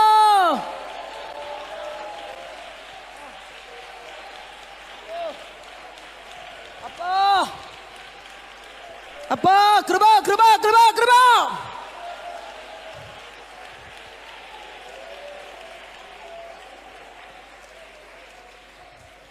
സോദോം പട്ടണത്തെ മുഴുവനും ദൈവം നശിപ്പിച്ചു. പക്ഷെ കാലിൽ വീണവനെ സ്വർഗം അക്കരെ കടത്തി. എക്സ്ക്യൂസ് പറഞ്ഞു, ദൈവം അംഗീകരിച്ചു. ഇന്ന് പകൽ ഞാൻ എൻ്റെ വാക്കുകളെ അവസാനിപ്പിക്കുന്നതിന് മുമ്പ് ഒരു കാര്യം പറയാം. ദൈവമക്കളെ, ഇരിക്കുന്നിടത്തു നിന്ന് എഴുന്നേൽക്കുക. അപ്പൻ്റെ കാലേറിട്ടൊന്ന് വീഴ്. ലോകത്തോ ദേശത്തോ രാജ്യത്തോ നിന്റെ പട്ടണത്തിലോ സംഭവിക്കാൻ വരുന്ന അനർത്ഥത്തിൽ നിന്റെ തലമുറയുടെ പേര് വരില്ല, നിന്റെ കുടുംബത്തിൻ്റെ പേര് വരില്ല. ആ അനർത്ഥത്തിൽ നീ പെടില്ല. അവൻ നിന്നെ കൈപിടിച്ച് പുറത്തു കൊണ്ടുവരുന്ന ദൈവമാ. അവൻ നിന്നെ കൈപിടിച്ച് പുറത്തു കൊണ്ടുവരുന്ന ദൈവമാ. പലവിധ ഭാരത്തെ ചൊല്ലി ഇന്ന് പകൽ ഇതിന്റെ നടുവിൽ നിന്ന് നിലവിളിക്കുന്നവരോട് ഞാൻ ദൂത് പറയാ. നീ വേണ്ടെന്ന് പറഞ്ഞാലും നിനക്ക് തരുന്ന ദൈവമാ. നീ വേണ്ടെന്ന് പറഞ്ഞാലും നിന്നെ പിടിച്ചേൽപ്പിക്കുന്ന ദൈവമാ. നീ വരില്ലെന്ന് പറഞ്ഞാലും നിന്നെ പിടിച്ച് പുറത്തു കൊണ്ടുവരുന്ന ദൈവമാ. ഒരു സെക്കൻഡ് എല്ലാവരും ദൈവസ്ഥാനത്തിൽ എഴുന്നേറ്റ് നിൽക്കാമോ? ചില മിനിറ്റുകൾ കൂടെ വാഗ്ദത്തം ചെയ്ത കർത്താവ് വാക്കുമാറുന്നവനല്ല. Praise the Lord, praise the Lord. പരിശുദ്ധാത്മാവിനോടൊന്ന് പ്രതികരിക്കണം. ഒരു കാര്യം എനിക്ക് ഉറപ്പാ, എൻ്റെ ജീവിതത്തിൽ ആരെയും ആശ്രയിക്കാതെ ഇന്ന് ഇവിടം വരെ കൊണ്ടെത്തിച്ചൊരു പ്രാണപ്രിയനുണ്ടെങ്കിൽ, എൻ്റെ കരത്തിൽ പിടിച്ച ഒരപ്പനുണ്ടെങ്കിൽ, നിങ്ങളെയും പിടിക്കാൻ വിശ്വസ്തനാ, നിങ്ങളെ നടത്താൻ വിശ്വസ്തനാ. വിശ്വസിച്ച് എത്ര പേര് ദൂത് ഏറ്റെടുക്കുമെന്ന് എനിക്കറിയത്തില്ല. പക്ഷെ ആത്മാവിൽ ഞാൻ പറയാം, പരിശുദ്ധാത്മാവ് നിങ്ങളുടെ കരത്തെ തൊടുകയാ. ചിലരെയൊക്കെ ദൈവം തൊട്ടുകൊണ്ടിരിക്കുകയാ. ചിലരുടെ അസ്ഥികളിൽ ദൈവത്തിൻ്റെ കരം വരികയാ. ചിലരുടെ നിർജീവമായി കിടക്കുന്ന മേഖലയിൽ ദൈവത്തിൻ്റെ വിരൽ തൊടുകയാ. ഓ, ഇതുവരെ നടക്കത്തില്ലെന്ന് പറഞ്ഞത്, ഇതുവരെ തരത്തില്ലെന്ന് പറഞ്ഞത്, ഇതുവരെ നീ പെട്ടുപോകുമെന്ന് പറഞ്ഞത്, നീ കര കയറത്തില്ലെന്ന് പറഞ്ഞത്, അങ്ങനെ പല മണ്ഡലത്തിൽ നീ അവൻ്റെ കാലിൽ ഒന്ന് വീണ് കിടന്ന അവൻ നിനക്ക് വേണ്ടി ഇന്ന് പകൽ ഒരത്ഭുതം ചെയ്യാൻ വിശ്വസ്തനായി വന്നിട്ടുണ്ട്. ഒരത്ഭുതം ചെയ്യാൻ വിശ്വസ്തനായി വന്നിട്ടുണ്ട്. പരിശുദ്ധാത്മാവിനോട് പ്രതികരിക്കാമോ? കരങ്ങൾ രണ്ടും ചേർത്തടിച്ച് ആത്മാവ് തന്ന അഭിഷേകത്തിന്റെ നിറവിൽ